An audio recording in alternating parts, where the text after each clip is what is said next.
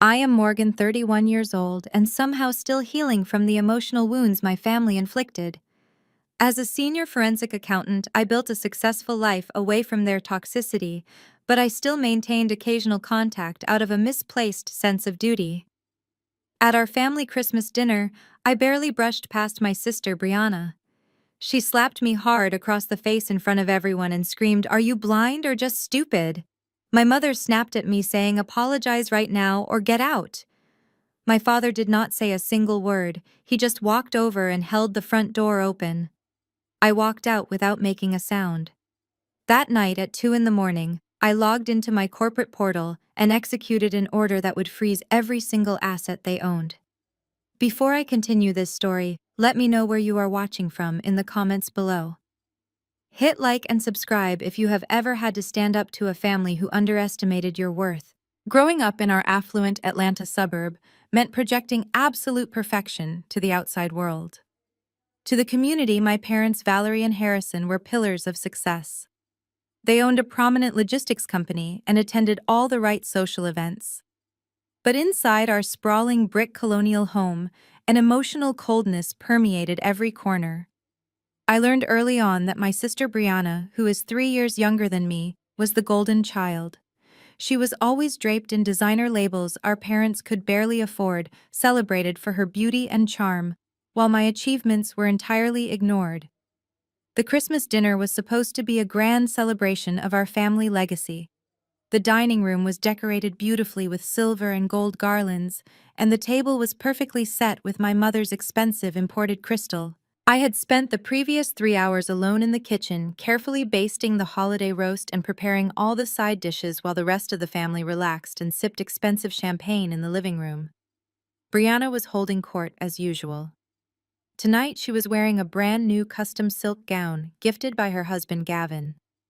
Gavin was a white investment banker who my parents treated like a literal deity. To them, having a wealthy Wall Street son-in-law was the ultimate status symbol, the final piece of the puzzle to secure their place in high society. They hung on to his every word and constantly compared my single status and my supposedly boring office job to his glamorous lifestyle. I was carrying the heavy silver gravy boat from the kitchen into the dining room. The hallway connecting the two rooms was narrow. Brianna was standing near the archway laughing loudly at one of Gavin's stories. Suddenly, she stepped backward right into my path. I immediately tried to pivot to avoid hitting her, but my heel caught the thick edge of the Persian rug. I stumbled slightly and my shoulder brushed against hers. Not a single drop of gravy spilled, and the contact was incredibly minor, but the slight brush caused Brianna to gasp dramatically. She spun around, her eyes wide with manufactured rage. She looked down at the hem of her expensive dress, which was completely untouched and perfectly clean. Then she glared at me. Without a second of hesitation, she raised her hand and struck me fiercely across the face. The sharp crack echoed loudly through the entire dining room. My cheek burned instantly. The room fell completely silent. "Are you blind or just stupid?" Brianna shrieked, her voice bouncing off the high ceilings. "You almost ruined my dress. Gavin paid $4,000 for this silk, and you clumsy idiot, you are just trying to ruin my pregnancy announcement because you are jealous." I stood there frozen, the heavy silver boat still perfectly balanced in my trembling hand, the sting of the slap radiating across my jawline. I looked over at Gavin, who was casually leaning against the mahogany doorframe.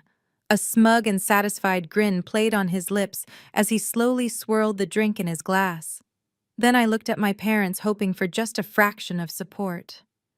Valerie rushed forward immediately. However, she did not come to check my burning face or ask if I was hurt. She rushed straight to Brianna to frantically inspect the fabric of her dress. "Oh, honey, are you okay?" she cooed gently before turning a vicious glare directly on me. "Morgan, what is wrong with you? You are 31 years old, unmarried, working some boring desk job, and you cannot even walk through a room without trying to sabotage your sister's special moment. You have always been so bitter about her happiness." I swallowed the painful lump in my throat and tried to defend myself. "Mom." I did not even step on her dress. She backed into me while I was carrying the hot food.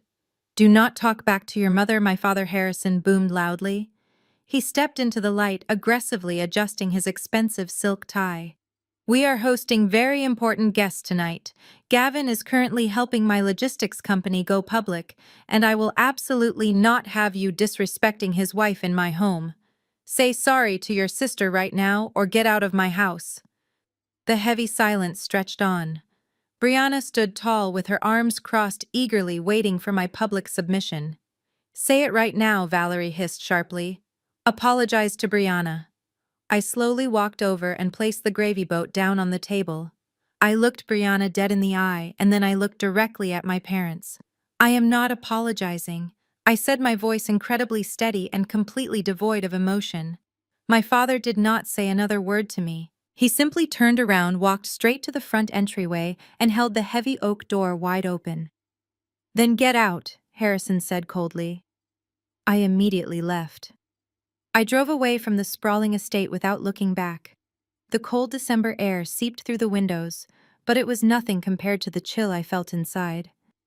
My cheek still throbbed fiercely where Brianna had struck me.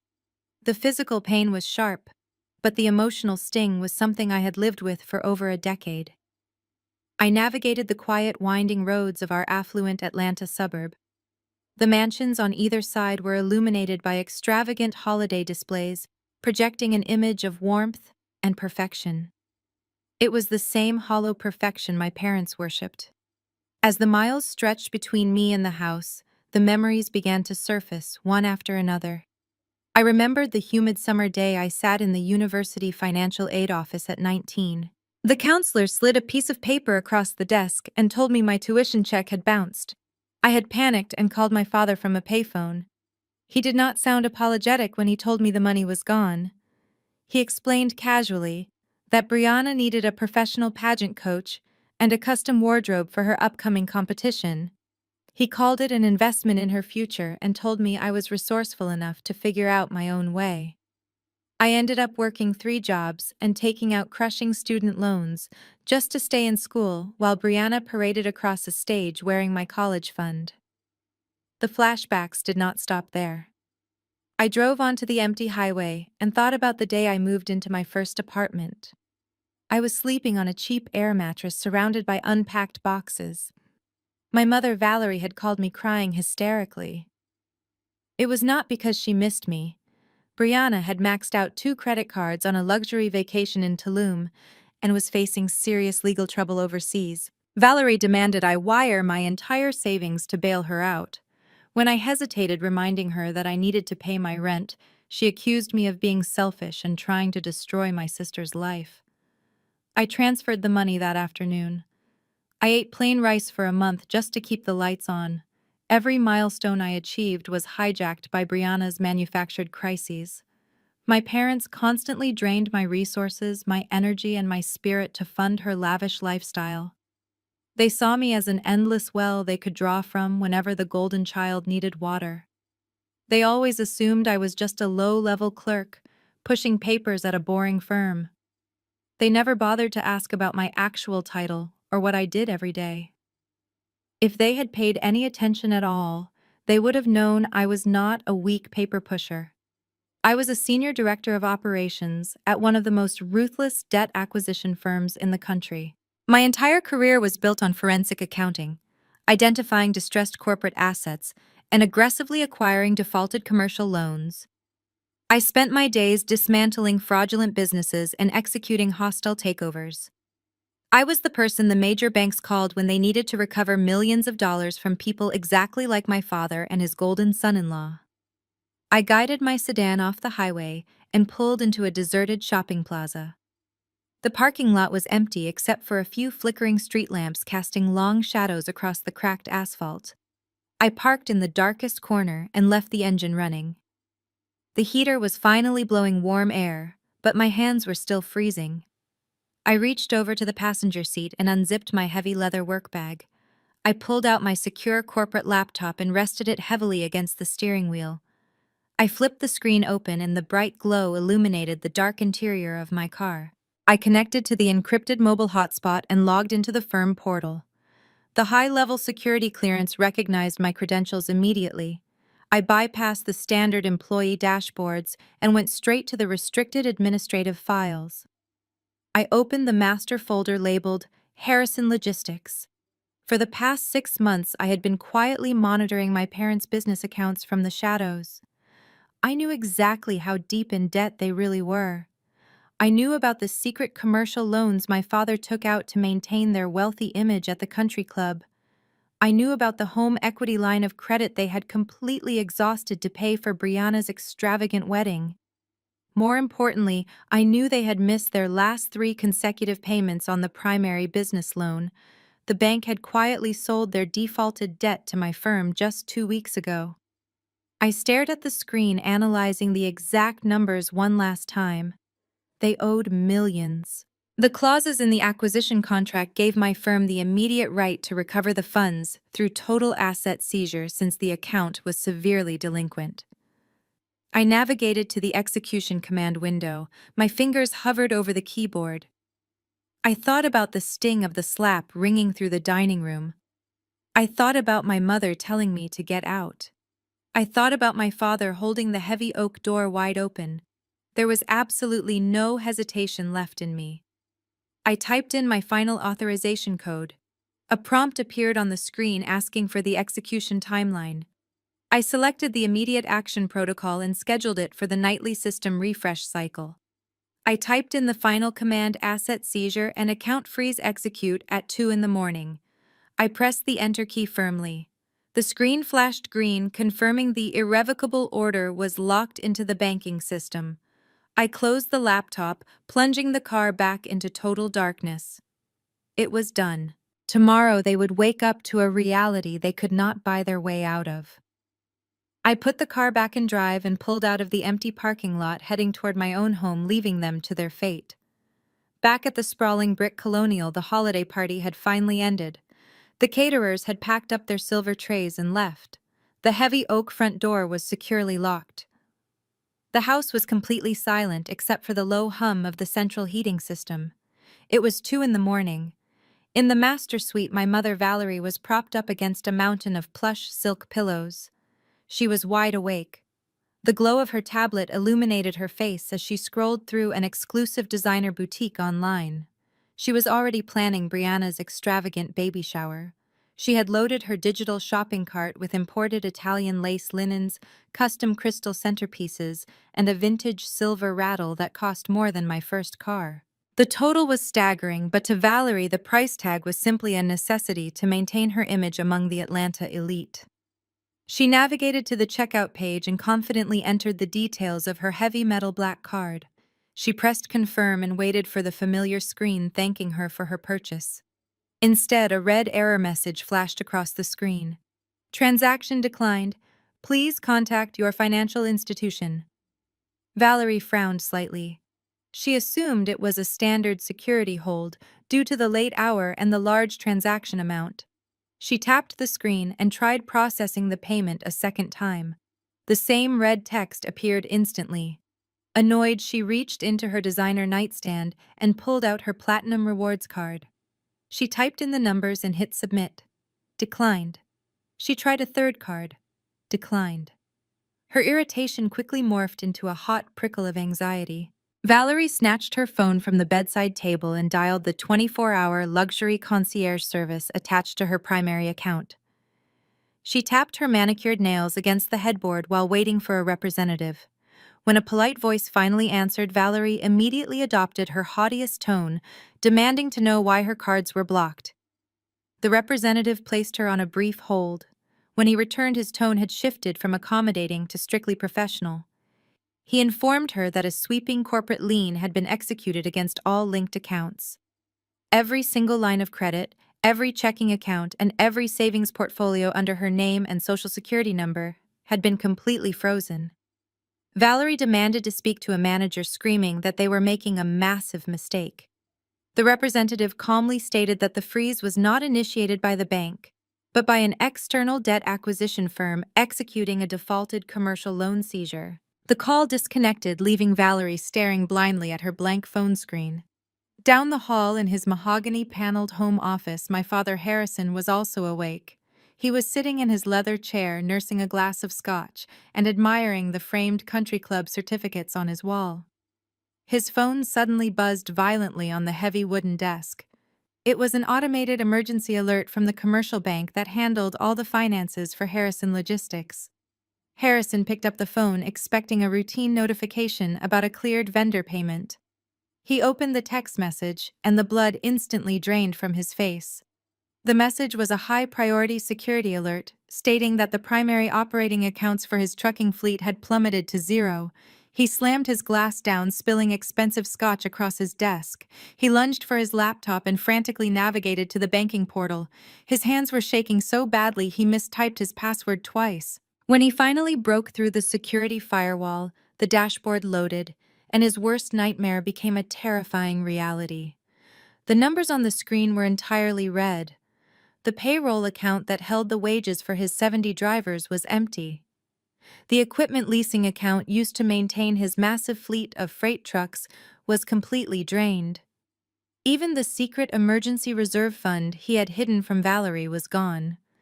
Every single account displayed a balance of 0.00. A stark gray banner spanned across the top of the portal with bold black letters. Account restricted pending asset seizure protocol. Harrison felt a crushing weight press down on his chest. He could not breathe. The logistics company was his entire identity. It was the only reason the community respected him. If those accounts were empty, his trucks would not run tomorrow. His drivers would quit. The vendors would sue him. The empire he had built on a foundation of hidden debt and fake prestige was collapsing in real time. He pushed himself out of his chair, knocking it backward onto the Persian rug. He stumbled out of the office and sprinted down the long carpeted hallway. At the exact same moment, Valerie burst out of the master bedroom, clutching her tablet to her chest. Her face was pale and her eyes were wide with sheer terror. They nearly collided near the top of the grand staircase. Harrison grabbed her shoulders, his voice a panicked whisper asking if she had spent the company money. Valerie shook her head frantically, tears ruining her expensive night cream. She told him all her cards were dead and the bank mentioned a corporate lien. The reality of the situation crashed over them simultaneously. The secret was out. The massive commercial loans Harrison had taken out to fund their lavish lifestyle and pay for Brianna's wedding had finally caught up to them. They had spent months dodging the collection notices, hoping Gavin's investments would miraculously save them. Harrison grabbed his phone and desperately scrolled through his contacts. He found Gavin's number and pressed call. He needed his wealthy Wall Street son-in-law to fix this immediately. The phone rang 6 times before going straight to voicemail. Harrison tried again. Another voicemail. He called Brianna next, but her phone was turned off. The panic in the dimly lit hallway escalated into pure hysteria. Valerie collapsed against the wall, sobbing uncontrollably about how she would show her face at church on Sunday if her black card was revoked. She wailed about the country club dues and the car leases. Harrison paced back and forth, pulling at his hair, muttering that it had to be a computer glitch. They were the highly respected Harrison family. Things like this did not happen to them. They were completely oblivious to the fact that their downfall was not a random glitch or a bank error. They had absolutely no idea that the architect of their destruction was the very daughter they had thrown out into the cold just hours before. Every second that ticked by brought them closer to the morning light. The morning meant business hours. It meant the reality of their zero balances would become public knowledge within their professional circles. Harrison imagined the whispers at the country club. He imagined the harsh glare of the bank managers who had previously shaken his hand with respect. He looked at Valerie, who was still clutching her useless credit cards as if they were a lifeline. She was already mourning the loss of her social status before she even understood the full scope of the devastation. They were trapped in a prison of their own making, and the walls were rapidly closing in.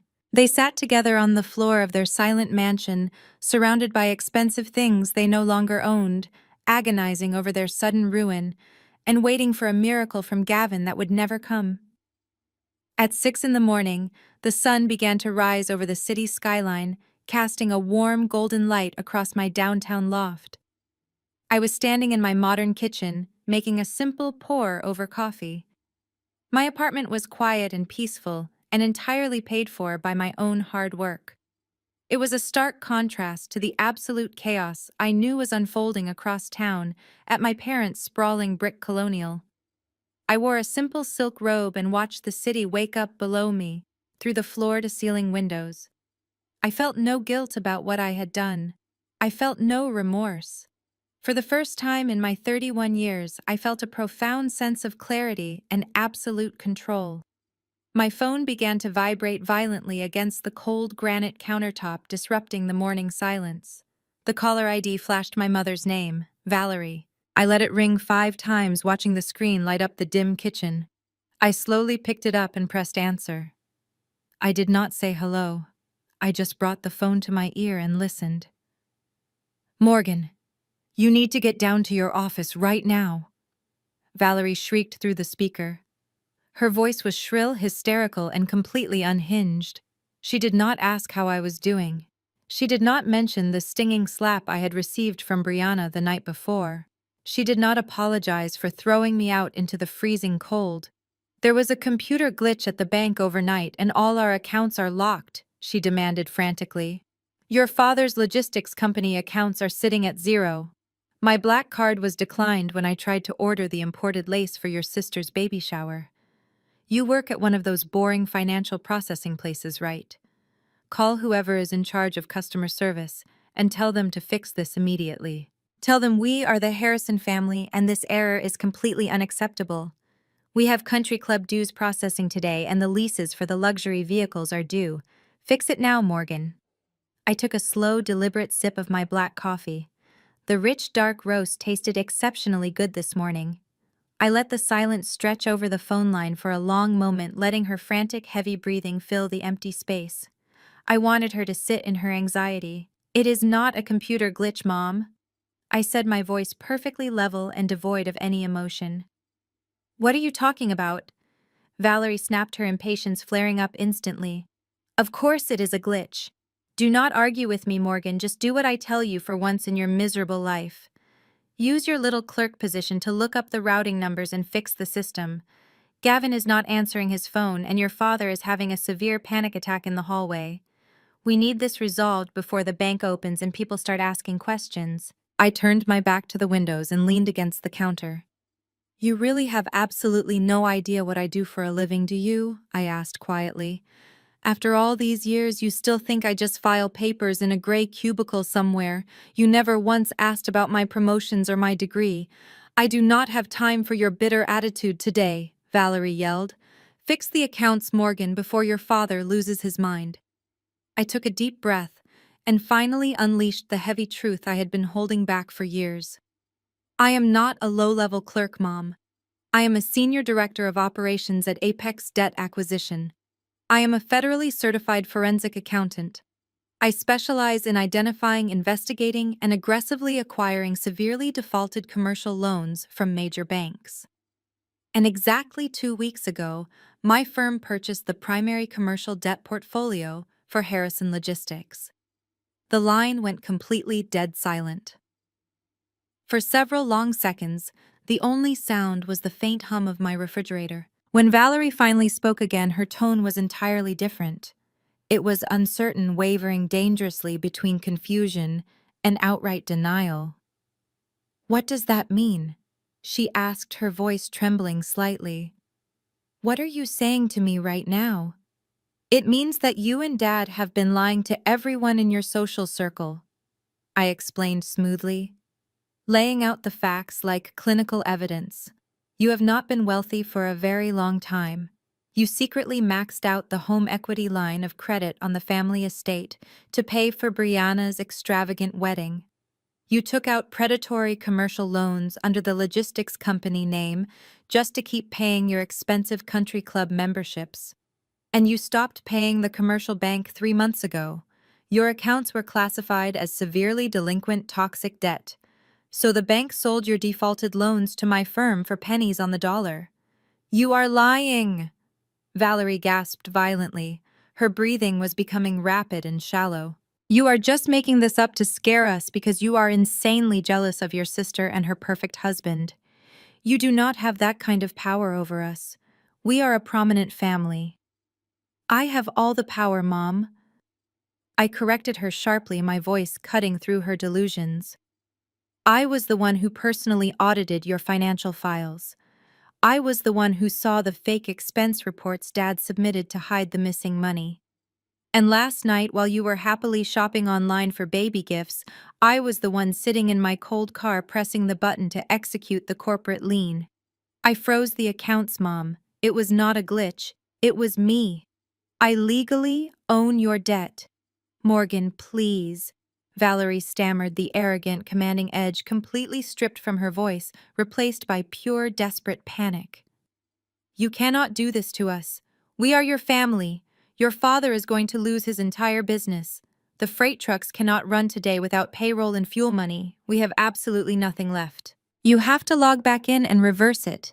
I am your mother. I cannot reverse a legally binding federal asset seizure, I replied coldly. And even if I had the authorization to do it, I would not. You made your choices for decades. You chose to drain my college tuition fund to buy Brianna pageant dresses.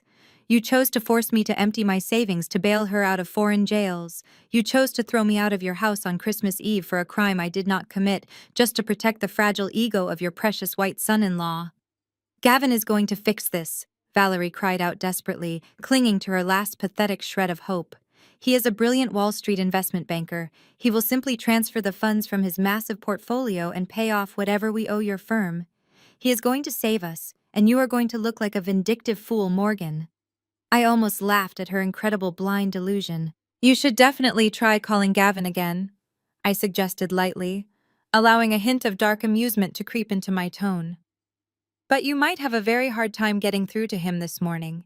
He is going to be a little tied up with some unexpected visitors. What do you mean, unexpected visitors? Valerie demanded, her panic spiking to a new extreme. Morgan, what did you do?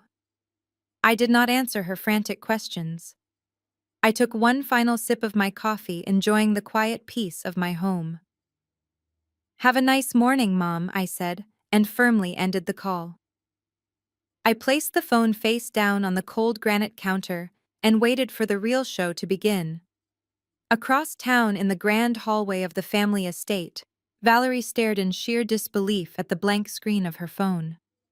She stood frozen, holding the device tightly against her chest, as if trying to squeeze an explanation out of it.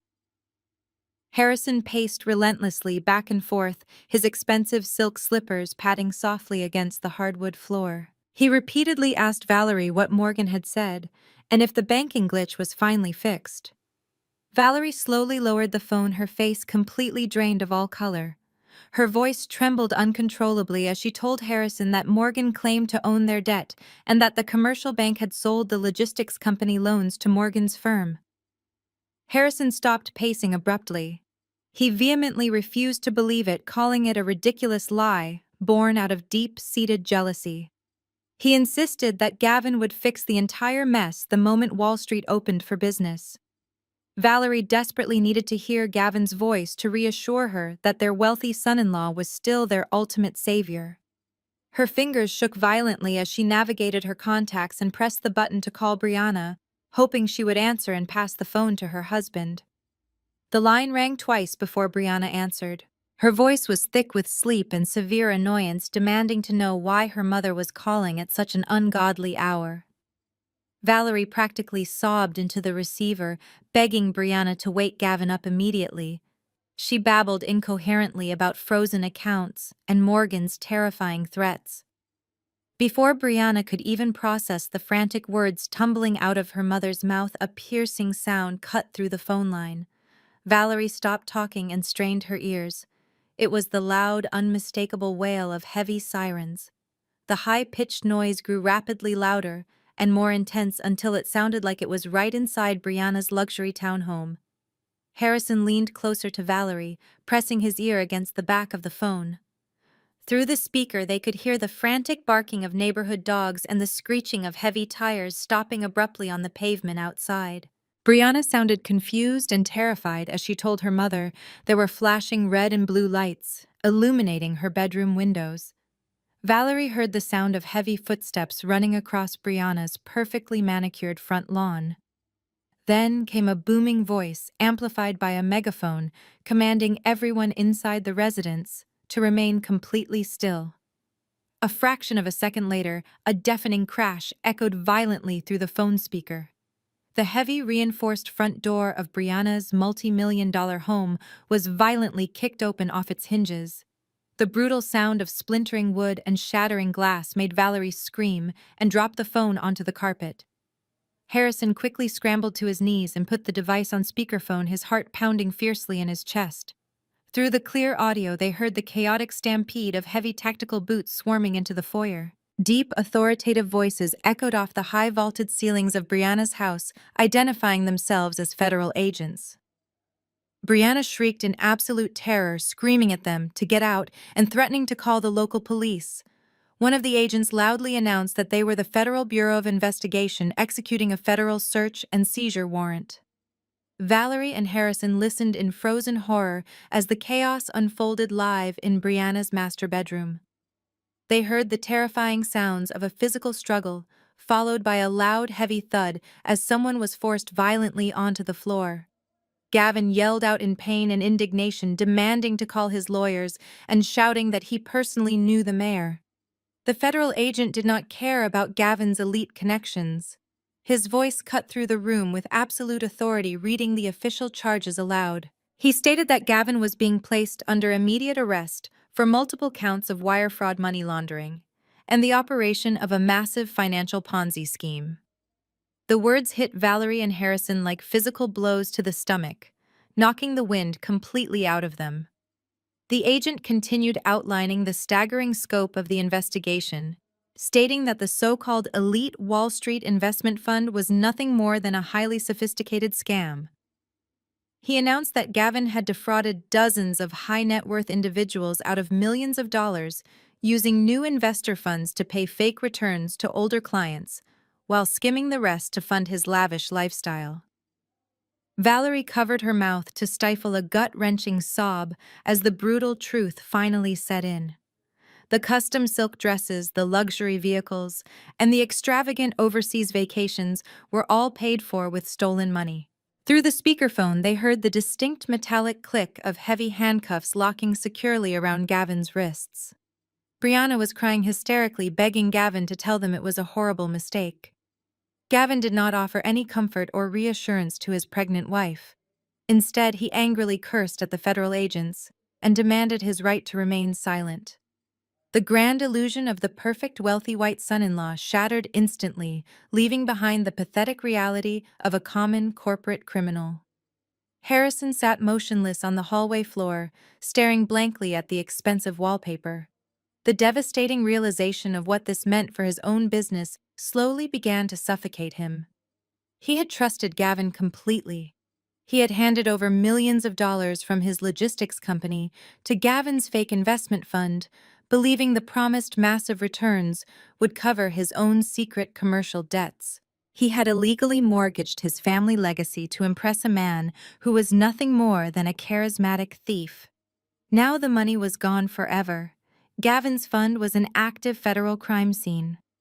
And Morgan, the daughter he had thrown out of his house like garbage, was the only person holding the legal rights to his entire ruined empire.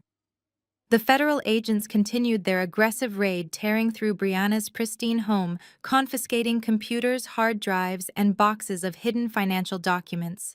Valerie reached down with trembling hands and finally ended the call, cutting off the sounds of her golden child sobbing helplessly in the background. The silence that followed was heavy and suffocating. The morning sun was fully up now, streaming brightly through the large decorative windows of their colonial mansion. But there was absolutely no warmth in the light. The perfectly manicured life they had sacrificed everything to build had been completely obliterated in less than 5 hours. They had absolutely nothing left but their overwhelming, crushing debt and the bitter taste of their own monumental hubris. I stood in my kitchen listening to the distant sounds of the city waking up below me. It had only been a few minutes since I hung up on my mother, but the peace of my morning was already broken again. I placed my empty coffee mug in the sink and turned to walk toward the bathroom to get ready for my workday. Before I could even leave the kitchen, my phone lit up and began to vibrate violently against the cold granite counter. The caller ID flashed a picture of Brianna. It was a professional headshot she had taken for her luxury cosmetics brand. Her perfect blonde hair and bright smile looked completely absurd considering the brutal reality of her current situation. I picked up the phone and pressed the green button to answer.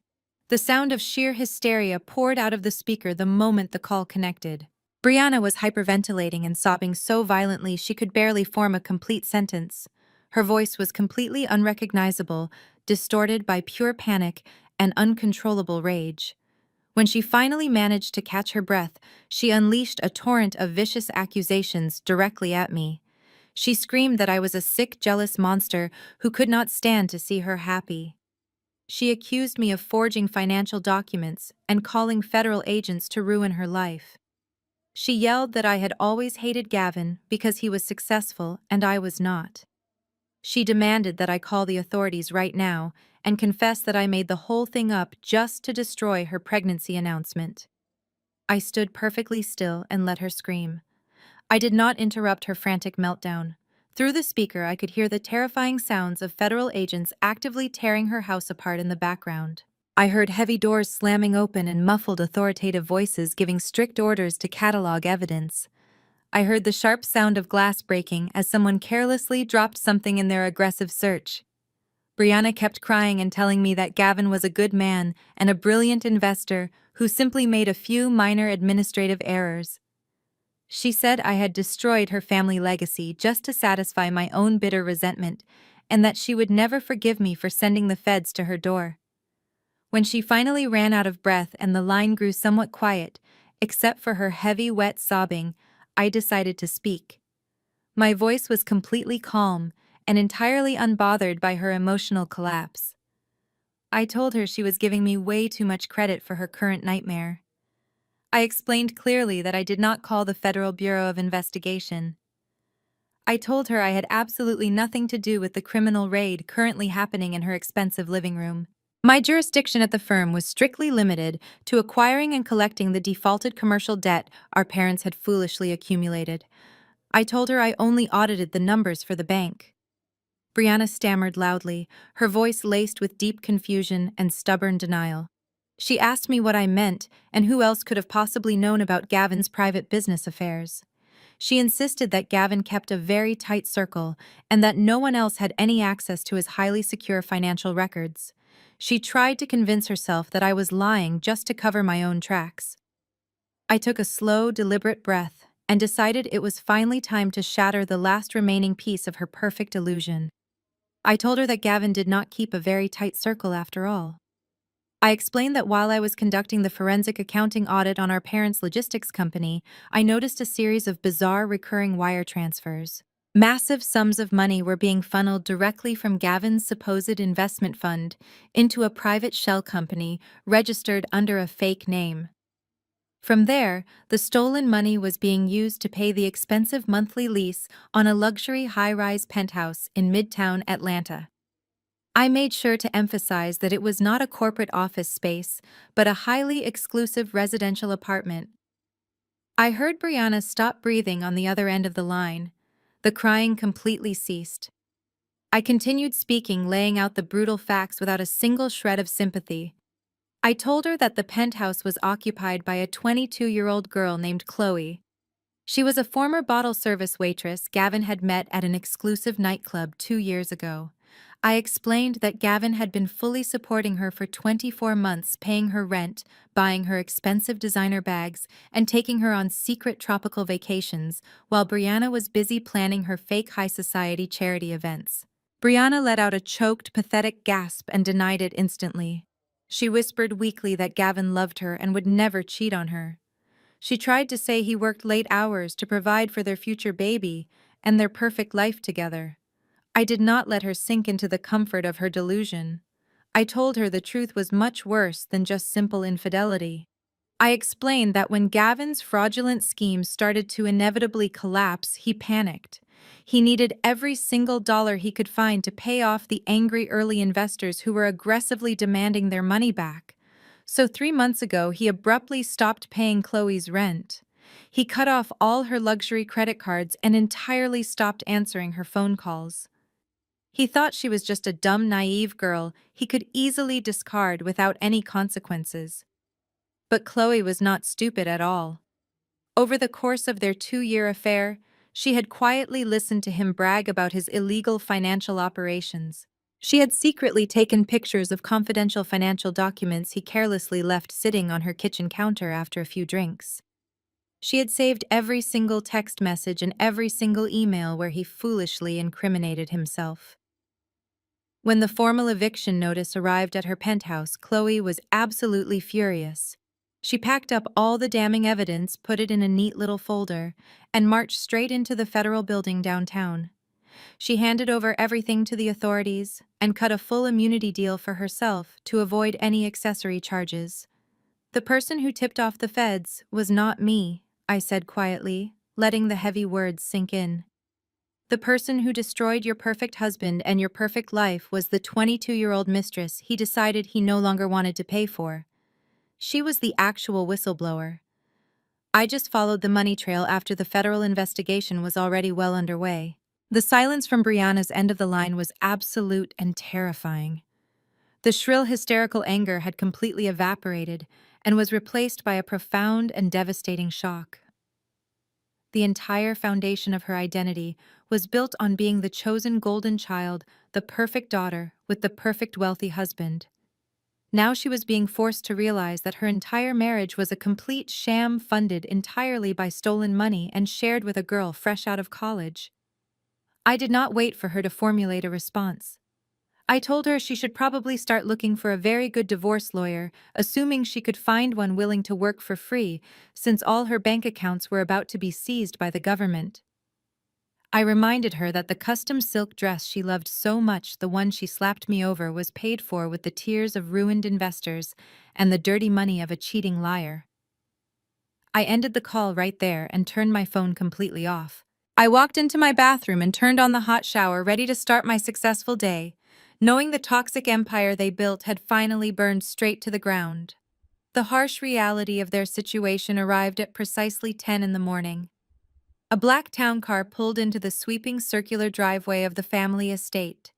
A man in a dark suit stepped out, holding a thick manila envelope.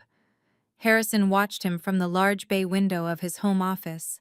He assumed it was a legal courier sent by Gavin to explain the massive misunderstanding with the federal agents.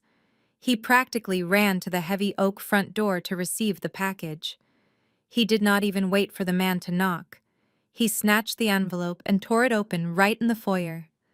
Valerie hurried down the grand staircase, her silk robe trailing behind her. She asked if Gavin had sent instructions on how to access the hidden offshore accounts.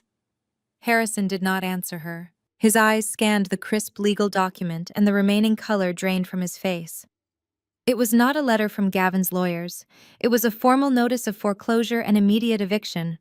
The document stated that due to severe and prolonged default on multiple commercial loans, cross-collateralized with the residential property ownership of the estate, had officially reverted to Apex debt acquisition. They were given exactly 72 hours to vacate the premises before local law enforcement would arrive to physically remove them and their belongings.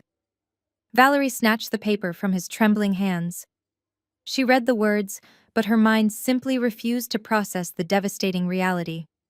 She threw the document onto the expensive console table and scoffed loudly. She told Harrison that it was just a pathetic scare tactic engineered by Morgan. She insisted that Morgan was throwing a childish tantrum and using her little office job to print fake legal documents just to punish them for the Christmas dinner argument.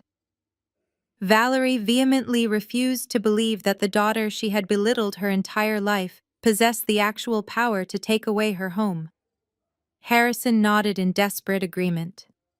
His fragile ego could not handle the alternative. He convinced himself that the federal raid on Gavin's house was just a routine compliance check blown wildly out of proportion by aggressive government agents. He told Valerie that Gavin was a brilliant investment banker who was simply caught in a temporary liquidity trap. They both agreed that their primary focus had to be securing Gavin's immediate release. They firmly believed that once Gavin was out on bail, he would easily make a few phone calls, access his massive Wall Street funds, and pay off the annoying debt Morgan was trying to collect. They formulated a plan built entirely on their own staggering delusions. They would use their prestigious standing in the Atlanta high society to secure a temporary bridge loan. They just needed enough cash to post Gavin's bail and hire a top-tier defense attorney. Harrison went upstairs and put on his finest tailored suit. Valerie spent an hour applying her heavy makeup and perfectly fixing her hair, trying to erase the physical signs of her sleepless night. They were determined to project an image of absolute confidence and unshakable wealth to the outside world. Harrison drove his luxury sedan to the exclusive country club, where he had been a highly respected member for over a decade. He walked into the lavish men's lounge expecting to be greeted with the usual warm handshakes and respectful nods. Instead, the room went completely quiet the moment he stepped through the heavy oak doors. Men in expensive golf attire suddenly found their drinks very interesting and actively avoided making eye contact with him. Harrison approached a small group of wealthy business owners he considered his closest friends. He forced a hearty laugh and casually mentioned that his son-in-law was dealing with a minor administrative issue with the feds. He smoothly asked for a short-term personal loan of $500,000, promising a massive return on investment once Gavin's fund was unfrozen. The men stared at him with a mixture of profound pity and deep disgust. One of them, a prominent real estate developer, finally broke the uncomfortable silence. He told Harrison that the news of the early morning raid was already all over the local financial networks. He bluntly stated that Gavin was running a massive Ponzi scheme and that millions of dollars from their own community were permanently gone. The developer told Harrison that nobody in that room would ever give him a single dime. He suggested Harrison leave the club immediately before the board of directors officially revoked his membership. Harrison stood there completely humiliated. The prestigious respect he had purchased with borrowed money vanished right in front of his eyes. He turned and walked out of the club, his face burning with deep shame. While Harrison was being rejected at the country club, Valerie was experiencing her own spectacular downfall at their mega church. She walked into the massive glass and steel building, demanding an immediate private meeting with the head pastor. She sat in his lavish office and dramatically wiped away fake tears. She played the role of the devoted mother facing a spiritual test. She asked the church to dip into the emergency benevolence fund to help bail out Gavin, claiming the devil was trying to destroy her righteous and generous family. The pastor looked at Valerie with cold, tired eyes. He gently closed his thick leather Bible on his desk. He informed her that several high-profile members of the congregation had invested their retirement savings into Gavin's fund, based entirely on the Harrison family endorsement. Those elderly members had just learned their entire life savings were wiped out because of her son-in-law. The pastor told Valerie that she was no longer welcome to serve on the charity committee or the church board. He politely but firmly asked her to leave the property and suggested she focus on her own deep need for repentance. Valerie stumbled out of the church completely shattered. The two pillars of her social identity, the country club and the church, had completely collapsed in a matter of hours. When she and Harrison finally reunited back at their seized estate, the massive house felt incredibly cold and terrifyingly empty. The eviction notice still sat on the console table glaring at them. They had no money, no friends, and no powerful white son-in-law to save them. Yet incredibly, they still refused to accept their own profound guilt. They still blamed Morgan for everything. Sitting in the dark hallway, they decided that phone calls were no longer enough. They needed to confront Morgan directly. They fully believed that if they marched into her office and used their parental authority, they could somehow force their disobedient scapegoat daughter to drop the ridiculous charade and restore their perfect lives. It was exactly noon when the front desk security team called my private office line. The head of security informed me that 3 individuals claiming to be my family were causing a massive scene in the main lobby. He said they were demanding immediate access to the executive floor and threatening to have the security staff fired if they were not allowed upstairs. I did not panic. I simply instructed security to print them temporary visitor badges and escort them directly to the glass conference room adjacent to my office. I wanted them to see exactly where I worked. I wanted them to feel the sheer magnitude of the world I had built without a single dime of their money.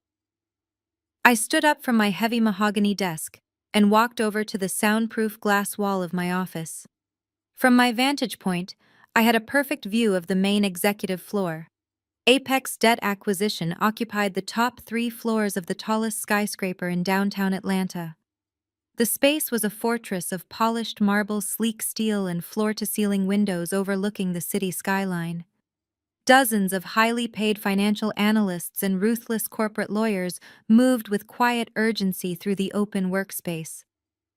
This was not a place for weak people. This was a place where financial empires were quietly dismantled and liquidated.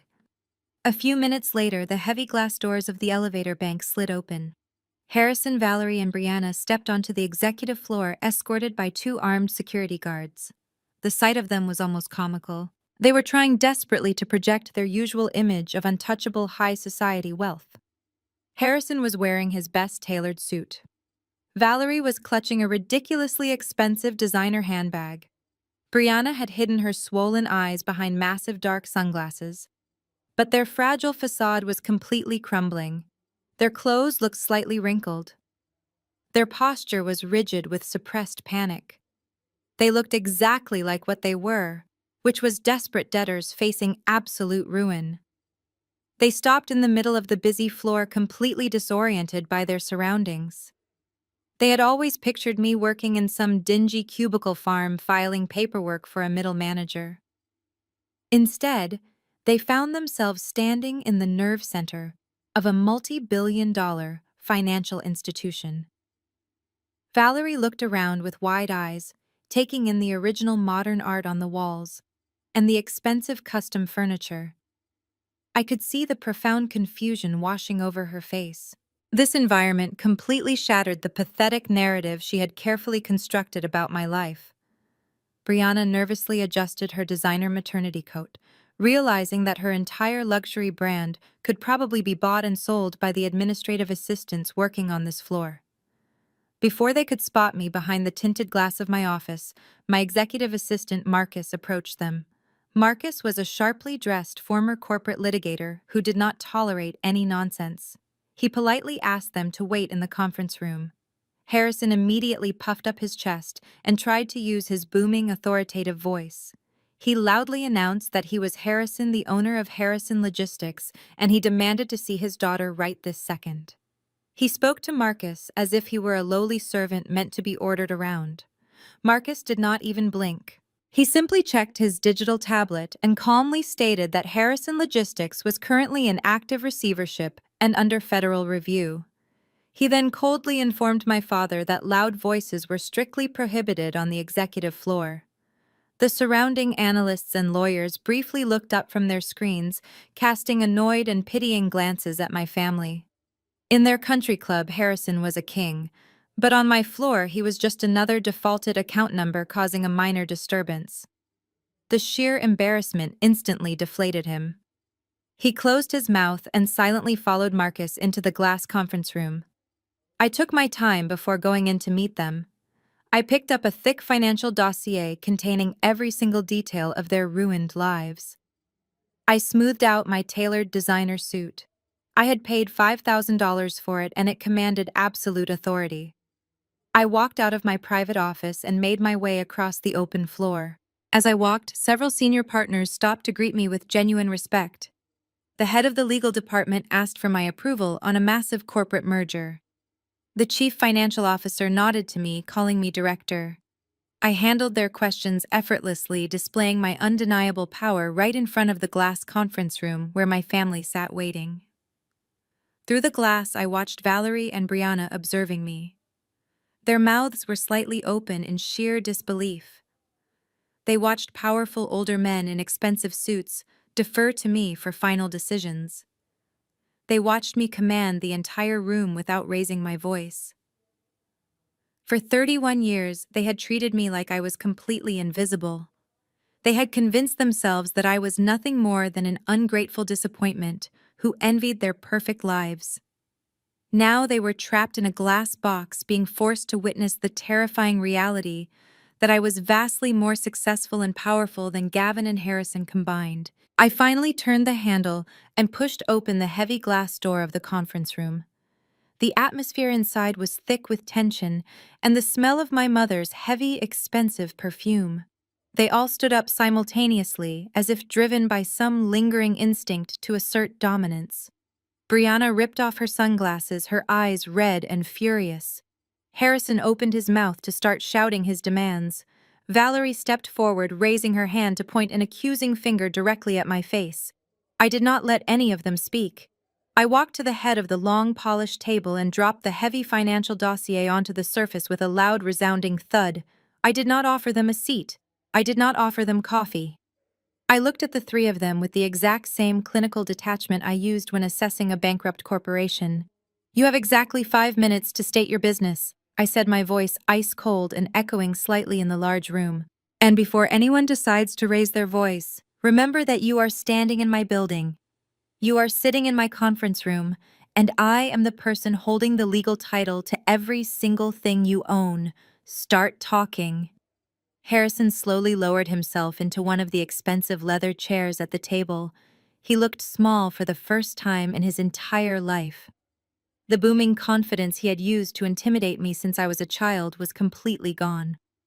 He cleared his throat loudly, trying to muster whatever shreds of dignity he still possessed. He leaned forward and placed his hands flat on the polished table. He told me that this had gone far enough, and that I had successfully made my point. He said he understood that I was angry about the dinner last night, but that business and family should never be mixed. He demanded that I immediately sign the paperwork to forgive the corporate debt and release the lien on the family estate. He said I owed it to the Harrison legacy. He insisted that the logistics company was the foundation of our entire family, and that letting it collapse would destroy generations of hard work. He told me it was my fundamental duty as his daughter to protect our prestigious name in the community.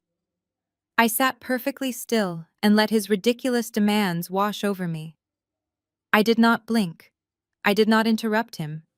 I just stared at him with complete professional detachment. The sheer audacity of his request was almost fascinating. He really believed that the concept of family legacy meant something to me after he had spent 31 years actively excluding me from it.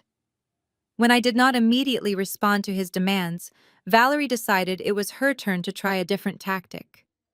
She reached into her designer handbag and pulled out a delicate lace handkerchief. She pressed it against the corners of her eyes, squeezing out a few strategic tears. She let out a dramatic, trembling sigh and began her classic routine of emotional manipulation. She told me she was deeply hurt by my cold behavior. She said she could not understand how I could be so cruel and vindictive to the people who gave me life. She started recounting all the supposed sacrifices she made to raise me. She painted a completely fictitious picture of a devoted mother who gave up everything for her ungrateful child. Valerie looked right into my eyes and tried to gaslight me in front of my own staff. She said I was always a difficult and distant child, but that she had loved me anyway. She claimed she spent countless sleepless nights worrying about my future because I was so antisocial and stubborn. She completely erased the reality of my childhood, where I was forced to cook my own meals, do my own laundry, and pay for my own school supplies, while she took Brianna on luxury shopping sprees. She spoke softly and sweetly, trying to weaponize the concept of motherhood against me. She begged me to remember the times she held me when I was sick, completely ignoring the fact that the person who usually took care of me was our underpaid housekeeper. Then she shifted her focus to the real reason they were sitting in my office. She reached across the wide table and pointed a trembling finger at Brianna. Brianna was sitting rigidly in her chair, staring blankly at the wall, unable to even look me in the eye. Valerie begged me not to ruin Brianna's life. She said Brianna was going through a horrific trauma right now, and that the federal raid on her home was a tragic misunderstanding. She pleaded with me to release the funds so they could hire a premium defense attorney for Gavin. She told me Brianna was pregnant and that the stress of losing her home and her husband could harm the baby. She said I could not possibly be heartless enough to punish an innocent unborn child just because I was holding on to some petty childhood grudge. Valerie kept talking, her voice growing more frantic and high-pitched as she realized her emotional performance was not working. She said I had my successful career and my beautiful office, and that I did not need the money. She told me to be the bigger person and save the family. She said if I just signed the papers right now, they would welcome me back into the fold, and we could be a real family again. She offered me the conditional love I had spent my entire life craving, like it was a cheap bargaining chip. I listened to every single manipulative word they said. I watched my father try to command me, and my mother try to guilt me. I looked at my sister, who still felt entirely entitled to the money I had earned. They had marched into my corporate sanctuary completely ruined and facing federal indictments, and yet they still believed they were superior to me. They still believed they could easily bend me to their will. They thought the same toxic tactics they used in the dining room would work in the boardroom. When Valerie finally finished her tearful monologue, the large conference room fell into a heavy, suffocating silence. The faint sounds of the busy executive floor outside the glass walls only highlighted the intense quiet inside the room. They all watched me eagerly, waiting for me to break down, apologize, and hand them back their stolen empire. They expected me to cave under the heavy weight of family obligation. I slowly leaned back in my executive chair. I rested my hands on the thick financial dossier sitting on the table. I did not feel a single ounce of guilt. I did not feel any residual desire for their approval. The scared little girl who used to seek their validation was completely dead. The woman sitting in front of them was a senior director who ruthlessly acquired toxic assets for a living. And they were the most toxic assets I had ever encountered. I looked at Valerie and told her that her performance was incredibly moving but entirely useless. I told her I was not going to release a single dime of the frozen funds. I told Harrison that the Harrison legacy was nothing more than a carefully constructed lie funded by predatory loans and criminal fraud. Then I calmly reached into my suit pocket and pulled out my secure corporate smartphone. I placed it face up on the polished wood table right next to the thick file. I told them they were both incredible liars, but that their biggest lie was not about me. It was about Gavin. I told them they needed to stop pretending they cared about Brianna's marriage or her unborn child. I unlocked the screen and told them it was time to listen to a phone call they had desperately hoped would stay buried forever. I tapped the sleek screen of my smartphone and maximized the audio file on the display. I looked across the polished wood table at the three of them. I explained that when Apex Debt Acquisition takes over a defaulted commercial portfolio, we gain immediate and unrestricted access to all the corresponding legal discovery associated with the guarantors. I told them that the federal investigators had already extensively cataloged the mountains of evidence provided by Gavin's young mistress. Because our financial interests and the seized assets were now deeply intertwined, my corporate legal team had been granted full access to the transcripts and the recovered audio files. I looked directly at Brianna, whose face was pale and already slick with fresh tears from her mother's earlier performance. I told her to listen very closely to the exact people who claimed they wanted to protect her and her unborn child. I pressed play and pushed the phone to the center of the large table. The audio quality was incredibly clear and completely undeniable. It was a secretly recorded phone call from exactly 6 months ago. The first voice that filled the silent conference room was Gavin's. He sounded frantic, terrified, and completely pathetic. It was a stark contrast to the arrogant Wall Street banker who had casually smirked while I was slapped on Christmas Eve. On the recording, he was hyperventilating and begging my parents for help. Then my father's deep booming voice came through the speaker. Harrison was not yelling at Gavin for betraying his youngest daughter. He did not sound angry on her behalf. Instead, he sounded deeply annoyed and strictly calculating. Gavin confessed on the recording that Chloe, his 22-year-old mistress, was actively threatening to go public with their affair. He admitted that the girl wanted a massive financial payout to stay quiet and disappear. Sitting in the conference room, Brianna let out a quiet, suffocating gasp and covered her mouth with both hands. Her eyes darted wildly between the phone and our parents. But the worst part of the audio was not Gavin's pathetic confession. It was my mother's immediate response. Valerie's voice echoed from the phone, smooth, cold, and ruthlessly practical. She told Gavin to calm down and stop crying like a frightened child. She explicitly told him that Brianna could never find out about the girl. Valerie said on the recording that a messy public divorce would absolutely destroy the Harrison family reputation in their exclusive African-American elite circle. She actually called Brianna naive and said it would be easier to just manage the situation quietly rather than deal with her daughter's emotional breakdown. The recording continued to play ruthlessly, tearing down every single lie my parents had ever built. Gavin then admitted the darkest truth of all. He told my parents that he did not have the cash to pay the mistress because his elite investment fund was completely insolvent. He confessed openly to my parents that he had been running a Ponzi scheme falsifying the return statements for over a year. He told them that the federal authorities would inevitably notice the missing millions if he liquidated any more client assets. I watched my father's face turn a sickly shade of gray as his own recorded voice responded to the shocking confession of a massive federal crime. On the tape, Harrison did not threaten to call the police. He did not demand that Gavin pack his bags and leave his pregnant daughter immediately. Instead, Harrison offered a criminal solution. He told Gavin that he would secretly take out a massive predatory commercial loan against the family logistics company. Harrison promised to funnel the borrowed millions directly into Gavin's failing fund under the guise of a legitimate corporate investment. Valerie eagerly agreed on the recording, stating that the money would be enough to pay off the mistress and temporarily satisfy the angry initial investors until Gavin could secure new wealthy clients from their country club. They literally conspired to mortgage our family legacy and commit federal financial fraud just to keep up false appearances. They were willing to risk everything, just to ensure they still had a wealthy white son-in-law to parade around at their church events. I reached forward and pressed pause on the glowing screen. The sudden silence in the conference room was heavier and more suffocating than I had ever experienced. Brianna was staring at our parents with wide, unblinking eyes.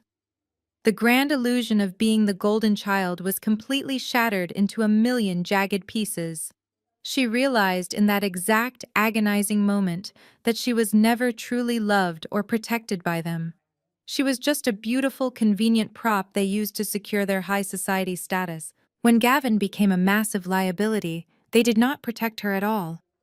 They protected the public image of her perfect marriage.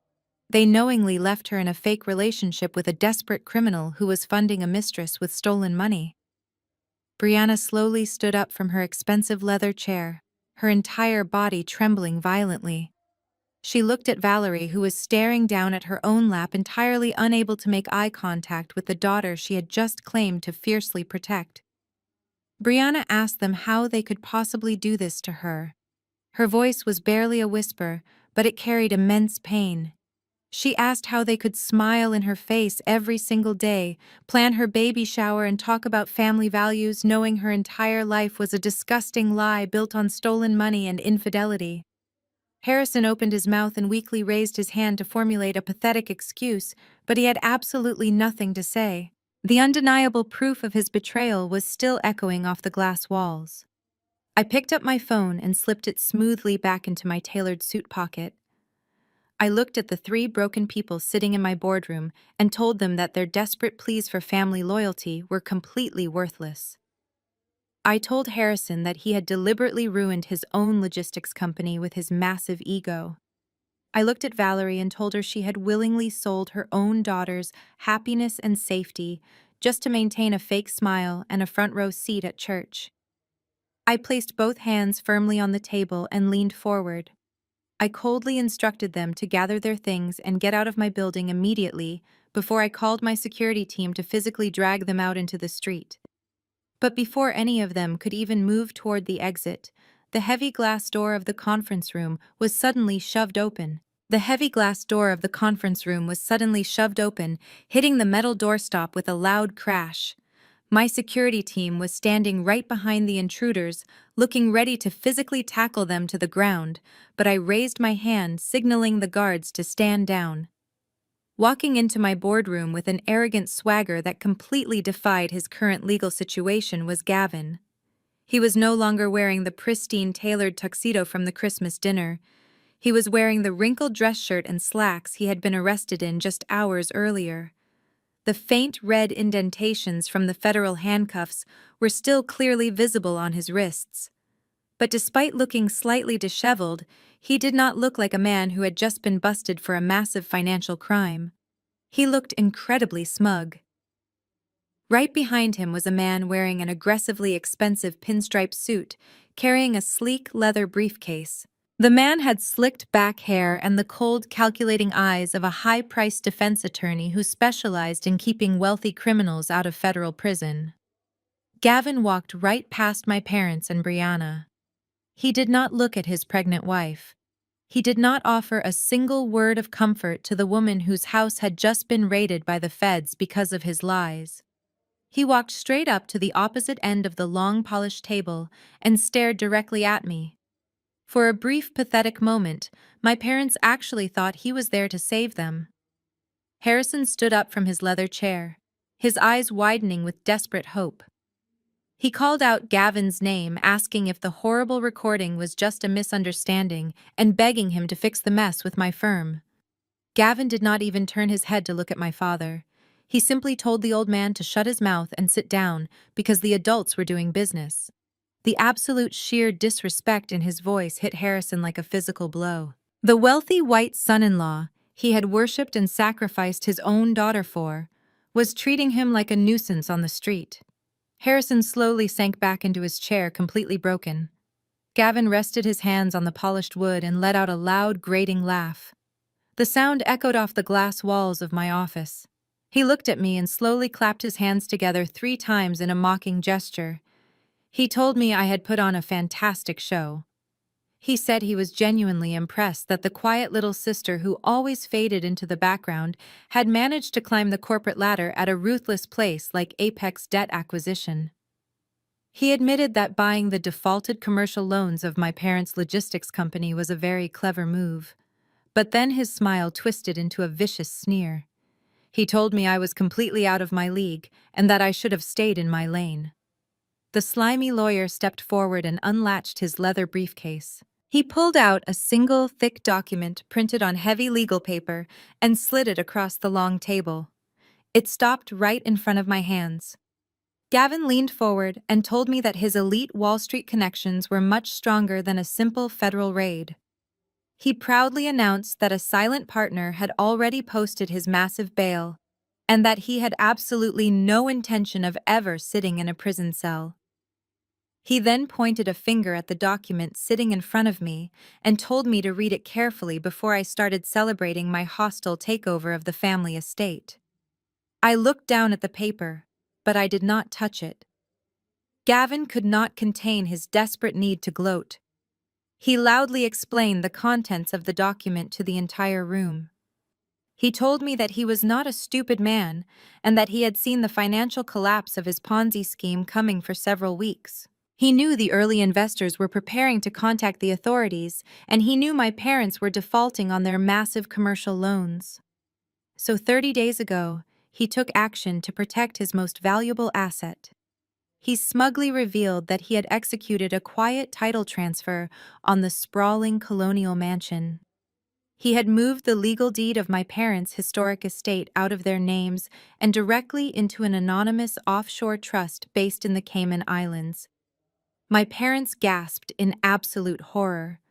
Valerie started crying uncontrollably, realizing that the home she prized above everything else was completely gone.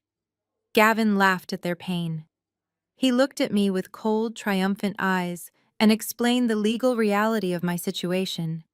He said that because the house was now securely shielded by international corporate privacy laws, my debt acquisition firm could not touch it. He told me that international trusts are virtually impenetrable to domestic collection agencies, and that I had just wasted millions of dollars buying a completely worthless portfolio of unsecured debt. He boasted that he had completely outsmarted me and successfully stolen the only asset of real value right out from under my nose. Brianna let out a pathetic whimpering sound and reached her hand out toward Gavin. She called his name and asked what was going to happen to her and their baby now that the house was gone. Gavin finally looked at her. His eyes were devoid of any love or warmth. He looked at her like she was a piece of trash stuck to the bottom of his shoe. He casually told her that he would be having his lawyer file for divorce first thing in the morning. He said she was only useful to him when her family had money and prestige to offer him. Now that they were completely bankrupt and publicly disgraced, she was nothing but a heavy burden. He told her to enjoy living in a cheap apartment with her pathetic parents. Brianna collapsed forward onto the table, sobbing so violently she could barely breathe. Gavin did not care. He turned his attention back to me, flashing a perfectly white, arrogant smile. He told me I was just a bitter, lonely woman who tried to play a high-stakes game against a master and lost everything. He told me to have fun trying to collect pennies from my ruined parents, because that was all I was ever going to get. He buttoned his wrinkled suit jacket, turned around and walked out of the glass conference room with his lawyer right beside him. They left the heavy door wide open behind them. The silence that rushed back into the room was deafening, broken only by the sound of my sister weeping and my mother hyperventilating. They all slowly turned their heads to look at me. They expected me to look defeated. They expected me to be furious that Gavin had slipped through my fingers and humiliated me in my own building.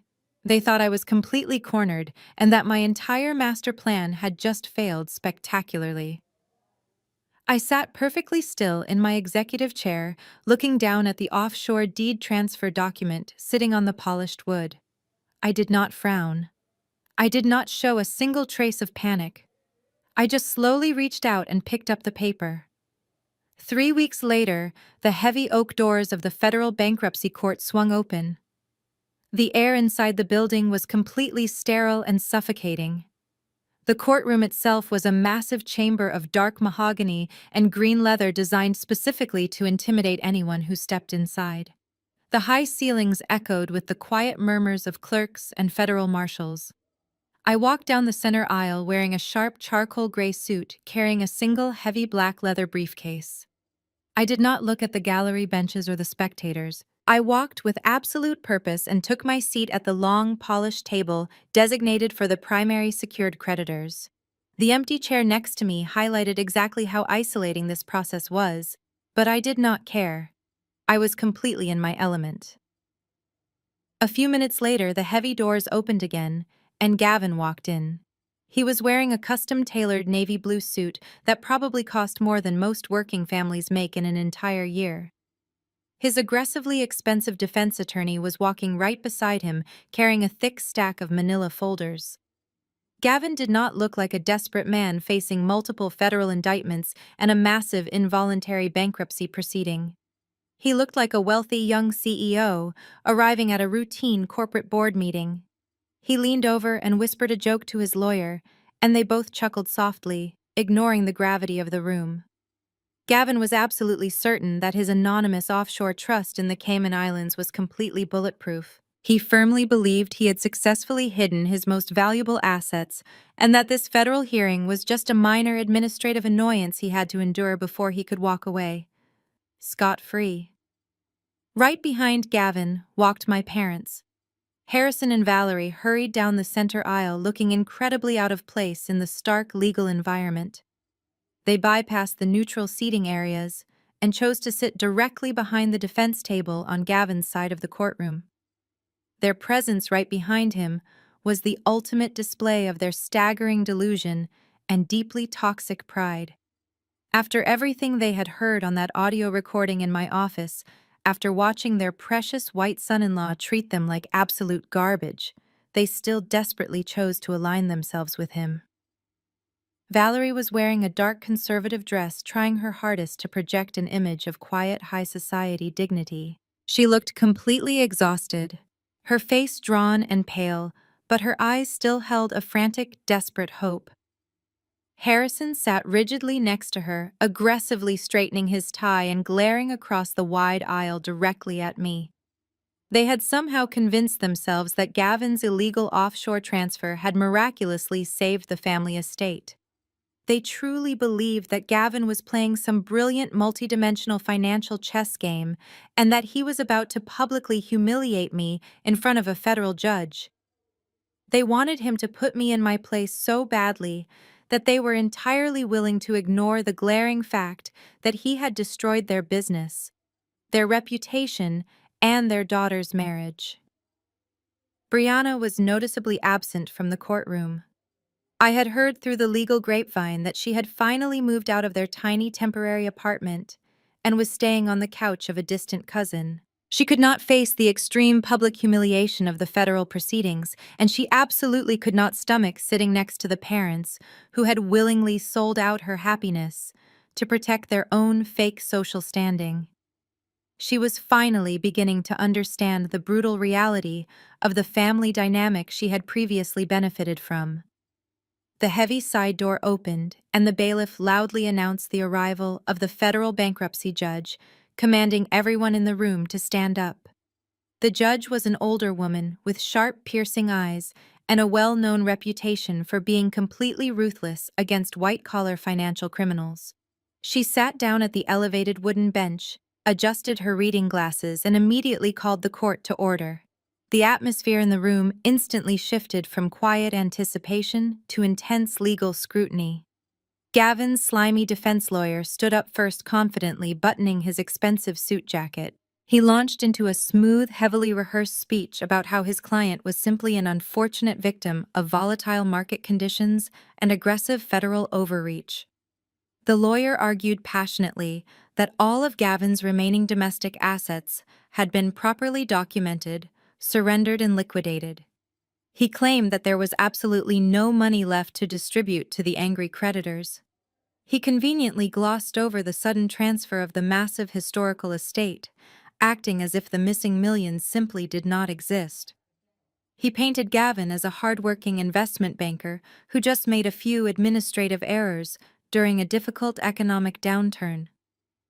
While his lawyer spoke, Gavin sat back in his heavy wooden chair and casually crossed his legs. He actually turned his head slightly to look at me over his shoulder. He flashed that exact same arrogant, perfectly white smile he had given me on Christmas Eve right after Brianna had slapped my face. He truly thought the hearing was practically over. He thought the strict federal judge was simply going to accept his empty financial declarations, discharge his massive debts, and dismiss the primary creditor claims, leaving me with absolutely nothing. Harrison leaned forward on the hard wooden gallery bench, watching me intently, eagerly waiting to see my reaction to my impending and total defeat. But I did not frown. I did not look angry or defeated. I sat perfectly still and waited patiently for Gavin's lawyer to finish his ridiculous opening statement and sit back down at the defense table. The judge looked over the initial bankruptcy filings, pushing the thick stack of papers aside with a sigh. She then turned her sharp attention directly to my table. She asked in a loud, clear voice if the primary secured creditor had any objections to the financial disclosures presented by the debtor today. I slowly stood up from my chair and unlatched the heavy brass locks on my black leather briefcase. The loud click echoed through the silent courtroom. I looked directly at the judge and told her that I absolutely had objections. I announced that I was not just standing there as a frustrated creditor, but as a sworn federal forensic accounting expert acting on behalf of the United States government. I pulled out a massive stack of heavily redacted bank records and told the court that I had a very different and highly documented story to tell about exactly where Gavin's money had really gone. The federal judge adjusted her glasses and leaned forward, peering down at me from the elevated wooden bench.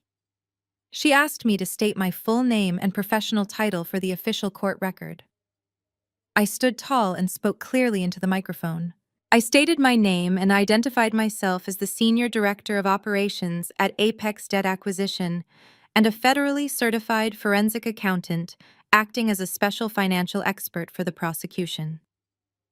The moment those words echoed through the silent courtroom, Gavin's slimy defense attorney jumped up from his expensive leather chair. He loudly objected, claiming a massive conflict of interest. He told the judge that I was the debtor's sister-in-law and that my testimony was nothing more than a bitter personal family vendetta. The judge did not even look at him.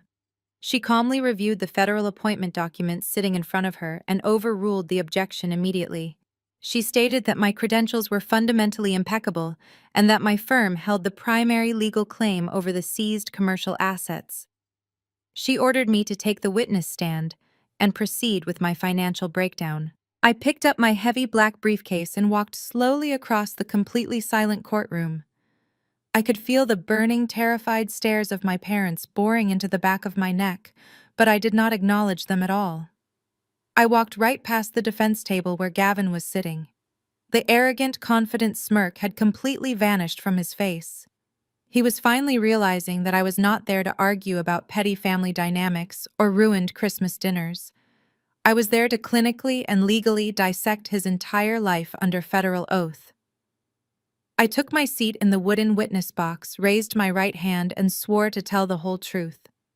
I opened my briefcase and pulled out 3 thick, heavy binders filled with highlighted bank records, wire transfer logs, and encrypted offshore communications. I arranged them neatly on the wooden ledge right in front of me. The federal prosecutor approached the stand and asked me to clearly explain the true structural integrity of Gavin's supposed Wall Street investment fund. I looked directly at the judge and began my expert testimony. I did not use complicated financial jargon to confuse the room or obscure the truth. I stripped away all the sophisticated lies and broke his business down to the absolute bare bones. I testified that Gavin's investment fund was never a legitimate trading vehicle. It was a classic textbook Ponzi scheme operating entirely on pure deception and predatory recruitment. I provided the exact numbers to the court. I stated that over the past 3 years, Gavin had aggressively collected nearly $40 million from private local investors, primarily targeting the wealthy elderly individuals at my father's country club and megachurch. I opened the first heavy binder and read the hard data out loud. I explained that less than 5% of that $40 million was ever actually invested in the stock market or any legitimate real estate ventures. The rest of the capital was systematically siphoned off to pay completely fake high-yield returns to the earliest investors, creating a fabricated illusion of massive financial success. I mapped out exactly how Gavin skimmed the remaining funds to finance his own extravagant personal lifestyle. I listed the millions spent on custom-tailored clothing, luxury imported vehicles, exotic overseas vacations, and the multi-million-dollar townhome he lived in with my sister. The courtroom was dead silent as the staggering scale of his absolute theft was laid bare for everyone to hear. Gavin sat completely frozen at the defense table. His face was pale, and his jaw was clenched so tight, the muscles in his cheek twitched visibly. His expensive defense attorney looked frantically through his own legal files, desperately trying to find a technical loophole in my testimony, but there was absolutely nothing he could do. Financial data does not lie, and my forensic paper trail was completely airtight. I moved on to the second binder and ruthlessly exposed his massive network of fraudulent shell companies. I explained how Gavin created dozens of fake corporate entities with names that sounded like legitimate, sophisticated wealth management firms. He used these dummy corporations to aggressively launder the stolen money, moving it rapidly across state lines and through anonymous accounts to completely avoid domestic detection.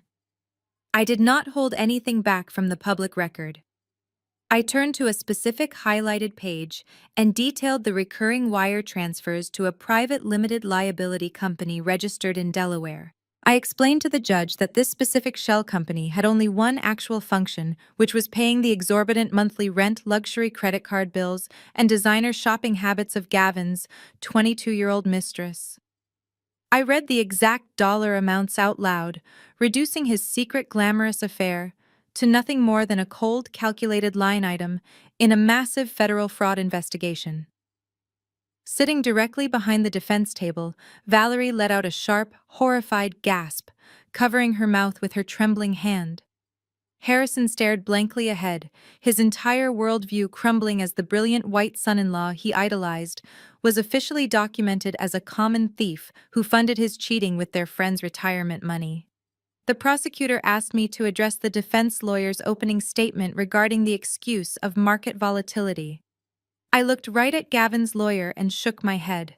I testified that market volatility had absolutely nothing to do with the total collapse of the fund. The fund collapsed because Gavin simply ran out of new victims to defraud. I presented the internal encrypted emails I had successfully recovered from his professionally wiped hard drives.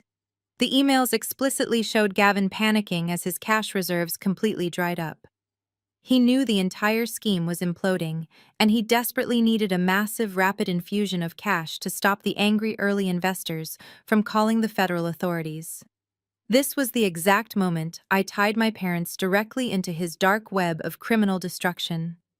I opened the third binder and presented the commercial loan documents officially signed by my father. I testified that when Gavin was on the verge of total federal exposure, he actively manipulated his own father-in-law into taking out a massive predatory commercial loan against a perfectly legitimate family logistics company. I showed the court the direct, unedited wire transfer of $3 million moving straight from my father's corporate business account into Gavin's fraudulent holding company. I proved definitively that Harrison had completely bankrupted his own generational legacy just to keep Gavin's massive criminal lie afloat for a few more pathetic months. By the time I finished explaining the precise financial flow of the stolen $3 million, Gavin was physically shrinking in his heavy wooden chair. The untouchable elite Wall Street persona was completely stripped away, leaving behind a terrified, desperate criminal who was about to lose his entire life. The federal judge stared down at him with absolute, unmistakable disgust. The forensic evidence I presented was overwhelming, completely irrefutable, and structurally perfect. I had successfully dismantled his entire financial empire piece by piece, leaving him with absolutely no viable legal defense. But I was not finished yet. I slowly closed the third binder and looked directly at Gavin, knowing perfectly well that the most devastating piece of evidence was still sitting safely at the bottom of my black leather briefcase. I reached down into the bottom of my heavy black briefcase. The courtroom was still vibrating from the revelation of the stolen $3 million, but I knew the true killing blow had not yet been delivered. I pulled out a single bright red folder. Unlike the thick, heavy binders that contained the corporate financial data, this folder contained only a few specific pieces of highly sensitive paper. The federal judge watched me closely, her expression completely unreadable, as I placed the red folder gently on the wooden ledge in front of me.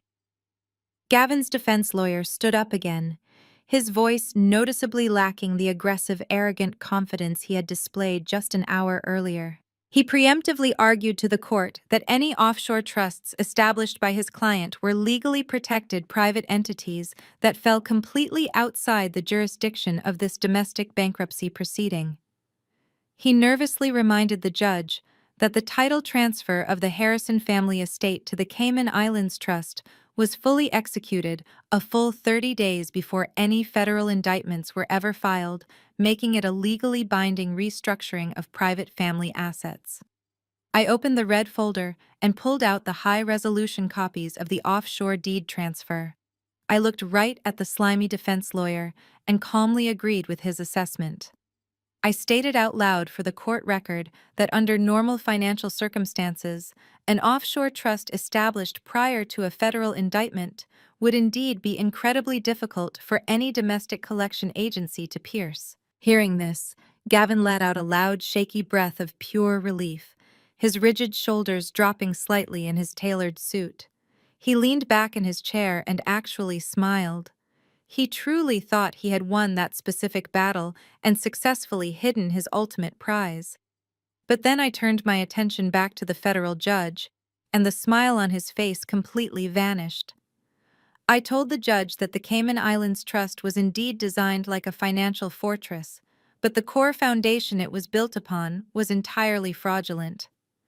I presented the original deed transfer document to the court clerk, alongside a sworn forensic handwriting analysis officially conducted by the Federal Bureau of Investigation. I pointed directly to the primary signature line at the very bottom of the page. I testified clearly into the microphone that the signature supposedly belonging to Harrison was a complete forgery. I explained that Gavin did not just manipulate his foolish father-in-law into signing the massive historical house away. Harrison never signed the legal transfer document at all. Gavin had electronically lifted Harrison's signature from a previous commercial loan application and digitally forged it onto the offshore property transfer. The entire courtroom erupted into loud, shocked gasps. Gavin's own lawyer actually took a physical step away from the defense table, staring at his client in complete horror.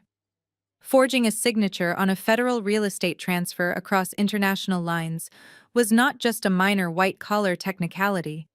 It was a massive standalone felony that instantly voided the entire transaction, making the Cayman Islands Trust completely null and void. The federal judge leaned over her elevated bench and asked the bailiff to hand her the handwriting analysis. She studied the document carefully for a long, agonizing minute, before looking down at Gavin with a gaze filled with absolute contempt. His defense attorney slowly sat down, dropping his head into his hands, realizing his client had lied to him and that the case was completely unwinnable. But I did not stop there. I looked directly across the wide aisle at my parents, who were sitting completely frozen behind the defense table. Harrison was gripping the hard wooden bench so tightly his knuckles were completely white. Valerie's mouth was hanging open in silent, suffocating horror. I turned back to the judge and stated that forging the property deed was only half of his offshore crime. I explained to the court that setting up a highly secure anonymous trust in the Cayman Islands requires a massive initial cash deposit to satisfy international banking regulations. Gavin was completely broke when he set up the trust because his Ponzi scheme was already actively collapsing, and his early investors were bleeding him dry. So he desperately needed to steal the massive setup funds from somewhere else. I pulled out the final document from the red folder. It was a series of highly classified banking logs from my parents' personal financial portfolio. I testified that Gavin had used the forged power of attorney to bypass the domestic banking security protocols. Over the course of 3 days, he systematically drained every single penny from Harrison and Valerie's joint retirement accounts. He took the money they had spent 40 years saving for their old age and wired it directly into his untraceable offshore account. But even that was not enough cash to satisfy his greed.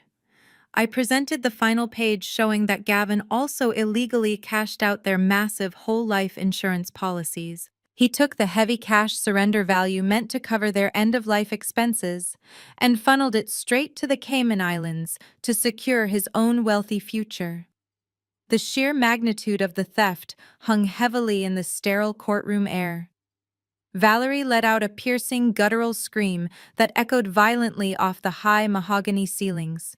She lost total control and lunged forward over the wooden barrier, grabbing the back of Gavin's expensive suit jacket. She was sobbing hysterically, screaming at him that he had stolen her entire life and her future. Harrison sat completely paralyzed, physically shaking and entirely unable to breathe. The absolute devastating reality of Gavin's betrayal had finally shattered their profound lifelong delusion. They had protected him from the truth. They had lied to their friends for him. They had thrown their own daughter out into the freezing cold just to protect his fragile ego. And in return, their perfect golden son-in-law had stolen their family business, their historic estate, their entire life, savings, and their life insurance. Federal marshals immediately rushed down the center aisle to pull Valerie off of Gavin. They dragged her back to the wooden bench while she continued to wail in absolute agony. Gavin sat frozen at the defense table, his tailored suit jacket violently wrinkled, and his hair completely messed up from Valerie's frantic grasp. His foolproof escape plan was officially dead. The offshore account he thought would fund his luxurious life after bankruptcy was now frozen government evidence. He had nothing left to hide behind. The brilliant Wall Street persona was gone, leaving only a terrified, desperate thief about to face decades in a federal penitentiary. I closed the red folder and sat back in the witness chair, feeling absolutely no pity for any of them. The federal judge did not waste a single second after my testimony concluded. She slammed her heavy wooden gavel down, demanding absolute order as the federal marshals finally forced my mother back onto the gallery bench. Valerie was a completely broken woman, gasping for air, her perfectly styled hair ruined, and her expensive makeup running down her face in dark streaks. Harrison was completely catatonic, his eyes wide and vacant, staring at the empty space in front of him. The judge turned her sharp, piercing gaze back to the defense table. Her voice cut through the lingering echoes of my mother's screams like a surgical scalpel. She formally declared that based on the overwhelming forensic evidence provided by the federal expert, the Cayman Islands Trust was entirely compromised by fraudulent activity. She immediately signed an emergency judicial order, freezing the offshore accounts and classifying every single penny inside them as the direct proceeds of severe federal crimes. She authorized the international seizure of the funds, guaranteeing that Gavin would never see a single cent of my parents' stolen life savings. Gavin panicked. The smug, arrogant Wall Street confidence was completely eradicated, replaced instantly by the frantic terror of a trapped animal. He grabbed the sleeve of his expensive defense attorney's pinstripe suit, pulling desperately at the fine fabric. He begged the lawyer to object to file an emergency motion to do absolutely anything to stop the judge from taking his hidden money. But the lawyer did not help him. The high-priced attorney ripped his arm away from Gavin's grasp with a look of pure, unadulterated disgust. The lawyer stood up aggressively, pushing his heavy leather chair back so hard it scraped loudly against the courtroom floor. He addressed the court, his voice shaking with professional indignation. He stated for the official court record that his client had deliberately lied to him and had knowingly provided forged legal documents to his legal counsel. He announced that under the strict ethical guidelines of the American Bar Association, he could no longer represent a client who was actively using his services to perpetrate an ongoing federal fraud. The lawyer formally requested to withdraw as Gavin's legal counsel effective immediately. The judge did not hesitate for even a fraction of a second. She granted the motion with a sharp nod. The lawyer quickly packed his briefcase, snapped it shut, and walked straight out of the federal courtroom without ever looking back at the man who had hired him. Gavin was completely alone. He stood up at the defense table, his hands shaking violently, looking around the massive mahogany courtroom for a lifeline that simply did not exist. The federal prosecutor immediately seized the golden opportunity. He stood up and formally requested that the court permanently revoke Gavin's bail. The prosecutor argued that the new staggering evidence of massive international wire fraud, forgery, and the deliberate financial exploitation of his elderly in-laws proved beyond any doubt that Gavin was an extreme flight risk and an active financial danger to the community. The judge looked down at Gavin, her eyes filled with cold, absolute justice. She delivered a scathing rebuke of his character right into the microphone. She called him a predatory parasite who used the trust and love of a family to fund his own pathetic vanity. She told him that arrogant white-collar criminals like him often thought they were the smartest people in the room until the overwhelming weight of their own hubris finally crushed them. She formally revoked his bail and stated that he would remain in federal custody until his criminal trial, where he was now facing a mandatory minimum of 20 years in a maximum security federal penitentiary. She nodded to the federal marshals standing near the walls. Two massive armed officers approached the defense table immediately. They grabbed Gavin's arms, twisting them firmly behind his back. The harsh metallic click of the heavy steel handcuffs snapping shut echoed loudly through the silent courtroom. It was the sound of his entire fake empire finally locking him inside a cage. As the marshals dragged Gavin aggressively down the center aisle, he passed right by my parents. He did not apologize. He did not look at them. He just stared at the floor, a pathetic, ruined man shuffling in expensive leather shoes. Harrison and Valerie watched him go, their eyes tracking the heavy steel chains around his wrists. The devastating reality of their situation finally crashed down on them with the absolute force of a falling building. They were absolutely destitute. They had sacrificed their entire moral compass to protect this criminal.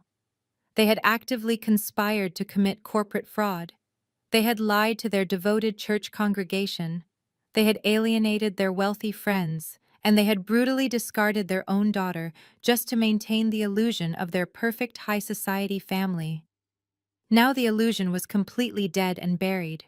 They had no historic estate to return to tonight. They had no commercial logistics company to generate income tomorrow. Their entire life savings and their massive retirement accounts were frozen as criminal evidence. They did not even have the cash surrender value of their life insurance to buy groceries or rent a cheap motel room. They were going to be physically evicted by law enforcement in a matter of hours, and they had absolutely nowhere to go.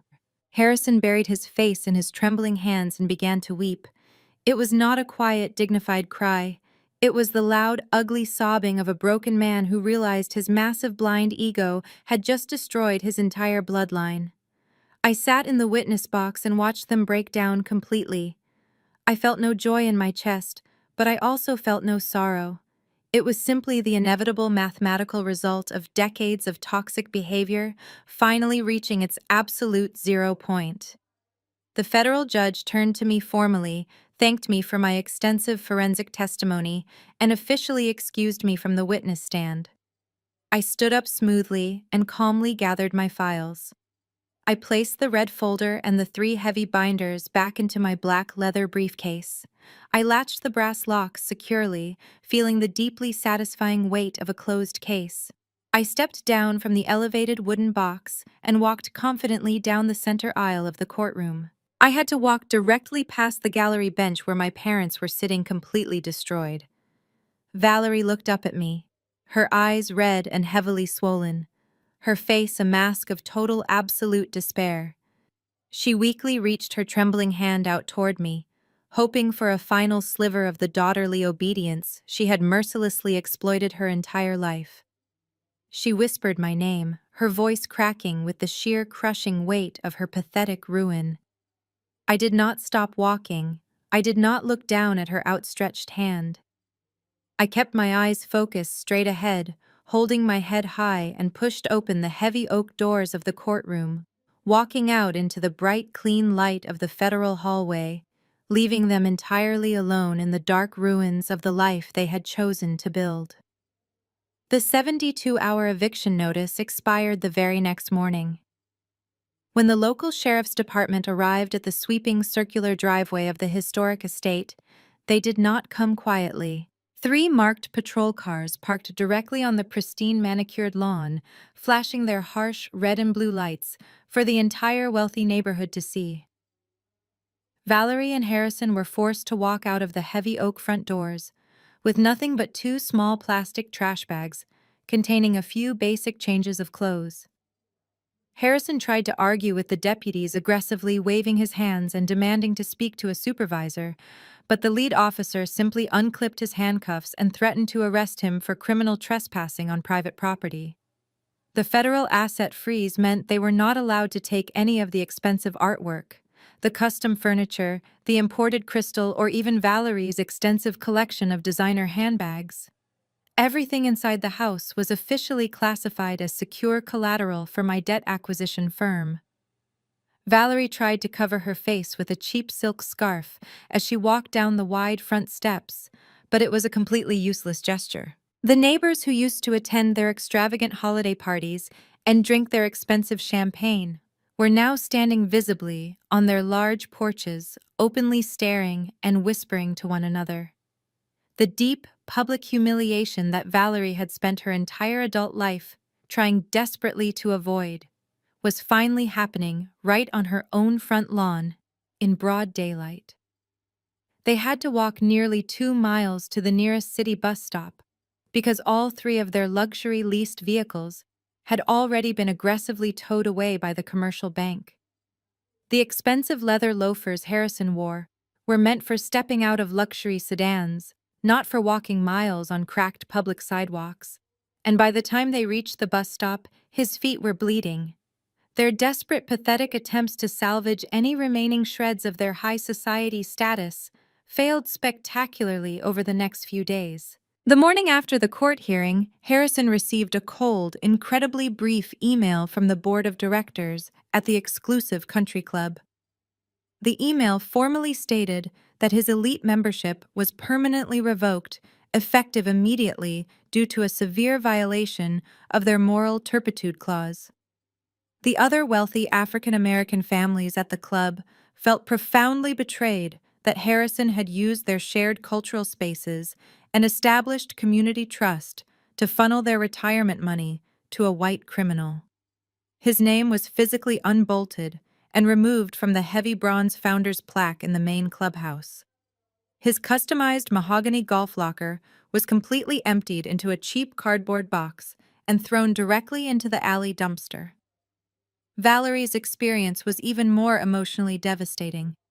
She tried to attend the Sunday morning service at their massive elite megachurch, hoping to aggressively play the role of the tragic victim one last time. She wanted to stand in front of the large congregation and cry about how the devil had unfairly attacked her righteous family.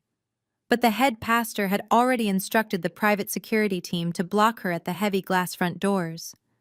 She was publicly turned away in the crowded main lobby right in front of the wealthy women she used to viciously gossip with on the charity committee.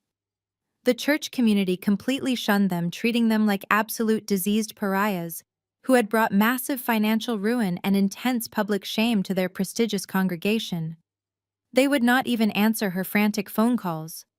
With absolutely no money, no powerful friends, and completely frozen credit lines, they had no choice but to apply for emergency government housing assistance.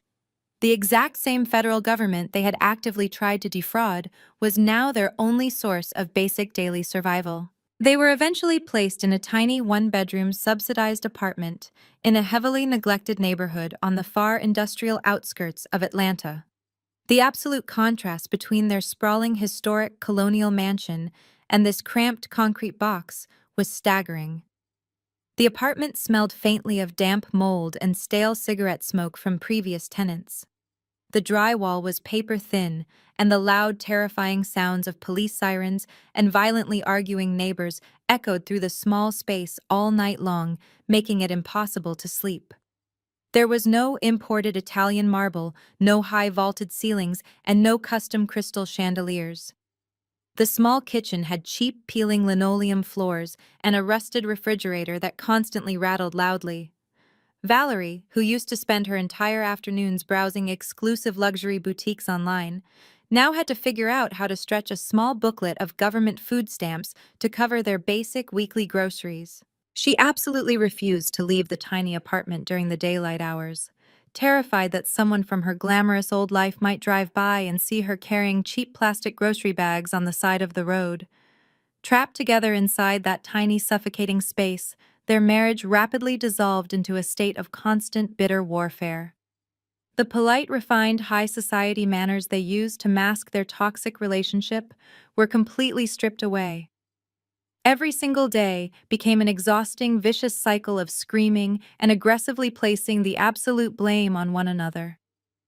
Minor inconveniences like a late utility bill or a broken cheap appliance instantly escalated into explosive physical arguments. Harrison constantly yelled at Valerie, accusing her of being a vain, deeply materialistic woman who forced him to take out the illegal commercial loans just to fund her endless obsession with maintaining their fake wealthy image. He screamed at the top of his lungs that her pathetic, desperate need to show off a rich white son-in-law to her judgmental church friends had completely destroyed his generational logistics empire. Valerie fiercely fired back, throwing cheap ceramic plates against the thin walls, calling him a weak, pathetic coward who lacked the basic business intelligence to see that Gavin was running a massive Ponzi scheme right under his nose. She blamed him for stupidly forging the federal documents and losing the historic estate to my firm. They completely tore each other apart daily, dissecting 30 years of deep resentment, profound failure, and endless lies. They had built their entire marriage on a shallow foundation of stolen money, fake prestige, and the shared daily abuse of their scapegoat daughter. Now that the money and the prestige were completely gone, they finally realized they had absolutely nothing left but pure, toxic hatred for one another. While my parents were busy tearing each other apart in their tiny, subsidized apartment, my sister Brianna was facing her own spectacular public downfall. For her entire life, Brianna had been the untouchable golden child, perfectly shielded from any real-world consequences by our parents' blind devotion. But neither Valerie nor Harrison possessed the power or the money to protect her from the massive federal fallout of Gavin's criminal empire. The first major pillar of her fake life to completely crumble was the highly publicized pregnancy.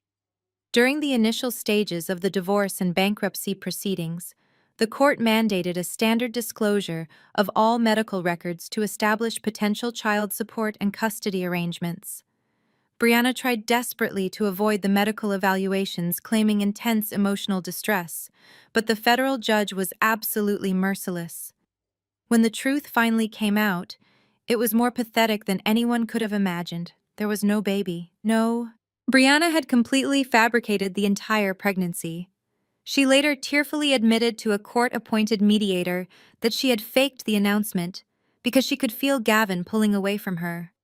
She knew he was spending massive amounts of money and spending nights away from home, so she used the oldest manipulative trick in the book to try and trap his attention. She used that fake unborn child to steal the spotlight at the Christmas dinner to justify spending $4,000 on a silk maternity dress, and to successfully manipulate our parents into giving Gavin more money. When the local Atlanta gossip blogs got a hold of the fake pregnancy story, she became an absolute laughingstock overnight. But the public humiliation of her fake pregnancy was only the beginning of her absolute ruin. Brianna had spent the last 3 years aggressively promoting her own luxury cosmetics brand. She constantly bragged about being a self-made female entrepreneur, hosting lavish launch parties and securing prime retail space in high-end boutiques. What she never publicly admitted was that the brand was a complete financial black hole. It never turned a single dollar of actual profit. The entire vanity project was fully funded by Gavin's stolen Wall Street money. He was using her cosmetic company as a convenient shell corporation to actively launder the funds he stole from his early investors. The moment the Federal Bureau of Investigation realized the connection, they immediately froze every single business account associated with her name. Federal agents raided her glamorous downtown warehouse, confiscating all the inventory, the computers, and the expensive manufacturing equipment. The luxury brand she had built her entire social media identity around was officially liquidated to pay back a fraction of the millions Gavin had stolen. Without Gavin's black credit cards and without her fake business, Brianna was completely destitute. She reached out to the massive network of wealthy high society socialite friends she had spent years carefully cultivating. These were the same women who attended her lavish parties, drank her expensive champagne, and constantly validated her massive ego. But the moment her name became synonymous with a massive federal Ponzi scheme and a fake pregnancy scandal, those so-called friends vanished completely. They blocked her phone number, unfollowed her on every social media platform, and instructed their private security guards to turn her away from their gated communities. She was entirely abandoned by the shallow world she had sacrificed her own sister to be a part of. Forced to face the brutal reality of basic survival, Brianna had to get a job. Because she had spent her early 20s partying and coasting on our parents' money, she had absolutely no college degree and zero actual marketable skills. The only job she could successfully land was working as a basic retail associate at a brightly lit mid-tier cosmetics counter in a crowded suburban shopping mall. The deep, poetic justice of her situation was almost hard to believe. The girl who used to mock my perfectly respectable corporate career was now forced to wear a cheap polyester uniform and stand on her feet for 9 hours a day. She had to swallow her massive pride and aggressively push cheap lipsticks and discount foundation onto the exact same working-class women she used to look down on. Occasionally, one of her old, wealthy acquaintances would happen to walk through that specific department store. Instead of saying hello, Brianna would panic and completely hide behind the bright cardboard display racks, deeply terrified of being recognized in her cheap uniform. She was trapped in a miserable, exhausting minimum wage existence, completely stripped of her beauty brand, her wealthy husband, and her golden child status. Exactly 1 year after the brutal Christmas dinner, where I was thrown out of my family home, I walked out onto the massive wrap-around balcony of my brand-new luxury penthouse. The morning air was crisp and cool, but I was wearing a thick plush robe that kept me perfectly warm. I held a steaming mug of expensive dark roast coffee in both hands, taking a slow, deep breath as I looked out over the sprawling Atlanta skyline. The sun was just beginning to rise, casting a brilliant golden light across the towering glass skyscrapers. I had purchased this penthouse entirely on my own, using the massive corporate bonuses I earned from successfully liquidating the Harrison Logistics portfolio. It was the highest point in the city, a quiet, beautiful sanctuary, far above the noise and the toxic chaos of the people who used to hold me down. There were no fake smiles here. There were no whispered insults, no stolen college funds, and absolutely no golden children. There was only the peaceful, quiet reality of a life I had built entirely with my own two hands. I took a slow sip of my coffee, letting the rich, bitter taste ground me in the present moment. Suddenly, the peaceful silence was broken by the soft buzzing of my personal cell phone resting on the glass patio table next to me. I casually reached over and picked it up. The screen lit up displaying an unsaved restricted number, but I knew exactly who it was.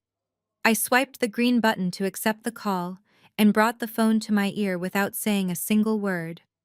The sound of loud, frantic sobbing instantly poured through the small speaker. It was my mother. Valerie's voice was completely wrecked, rough and breathless from crying.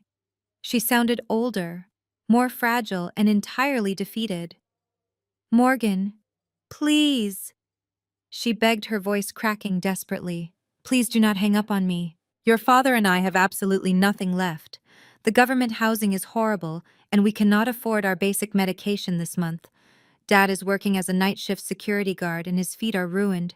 Brianna will not even speak to us anymore. She blames us for everything. Please, Morgan, you have so much money now. You took our house and our business. You owe us. You have to help your family. We are begging you to just send a few $1,000s so we can eat."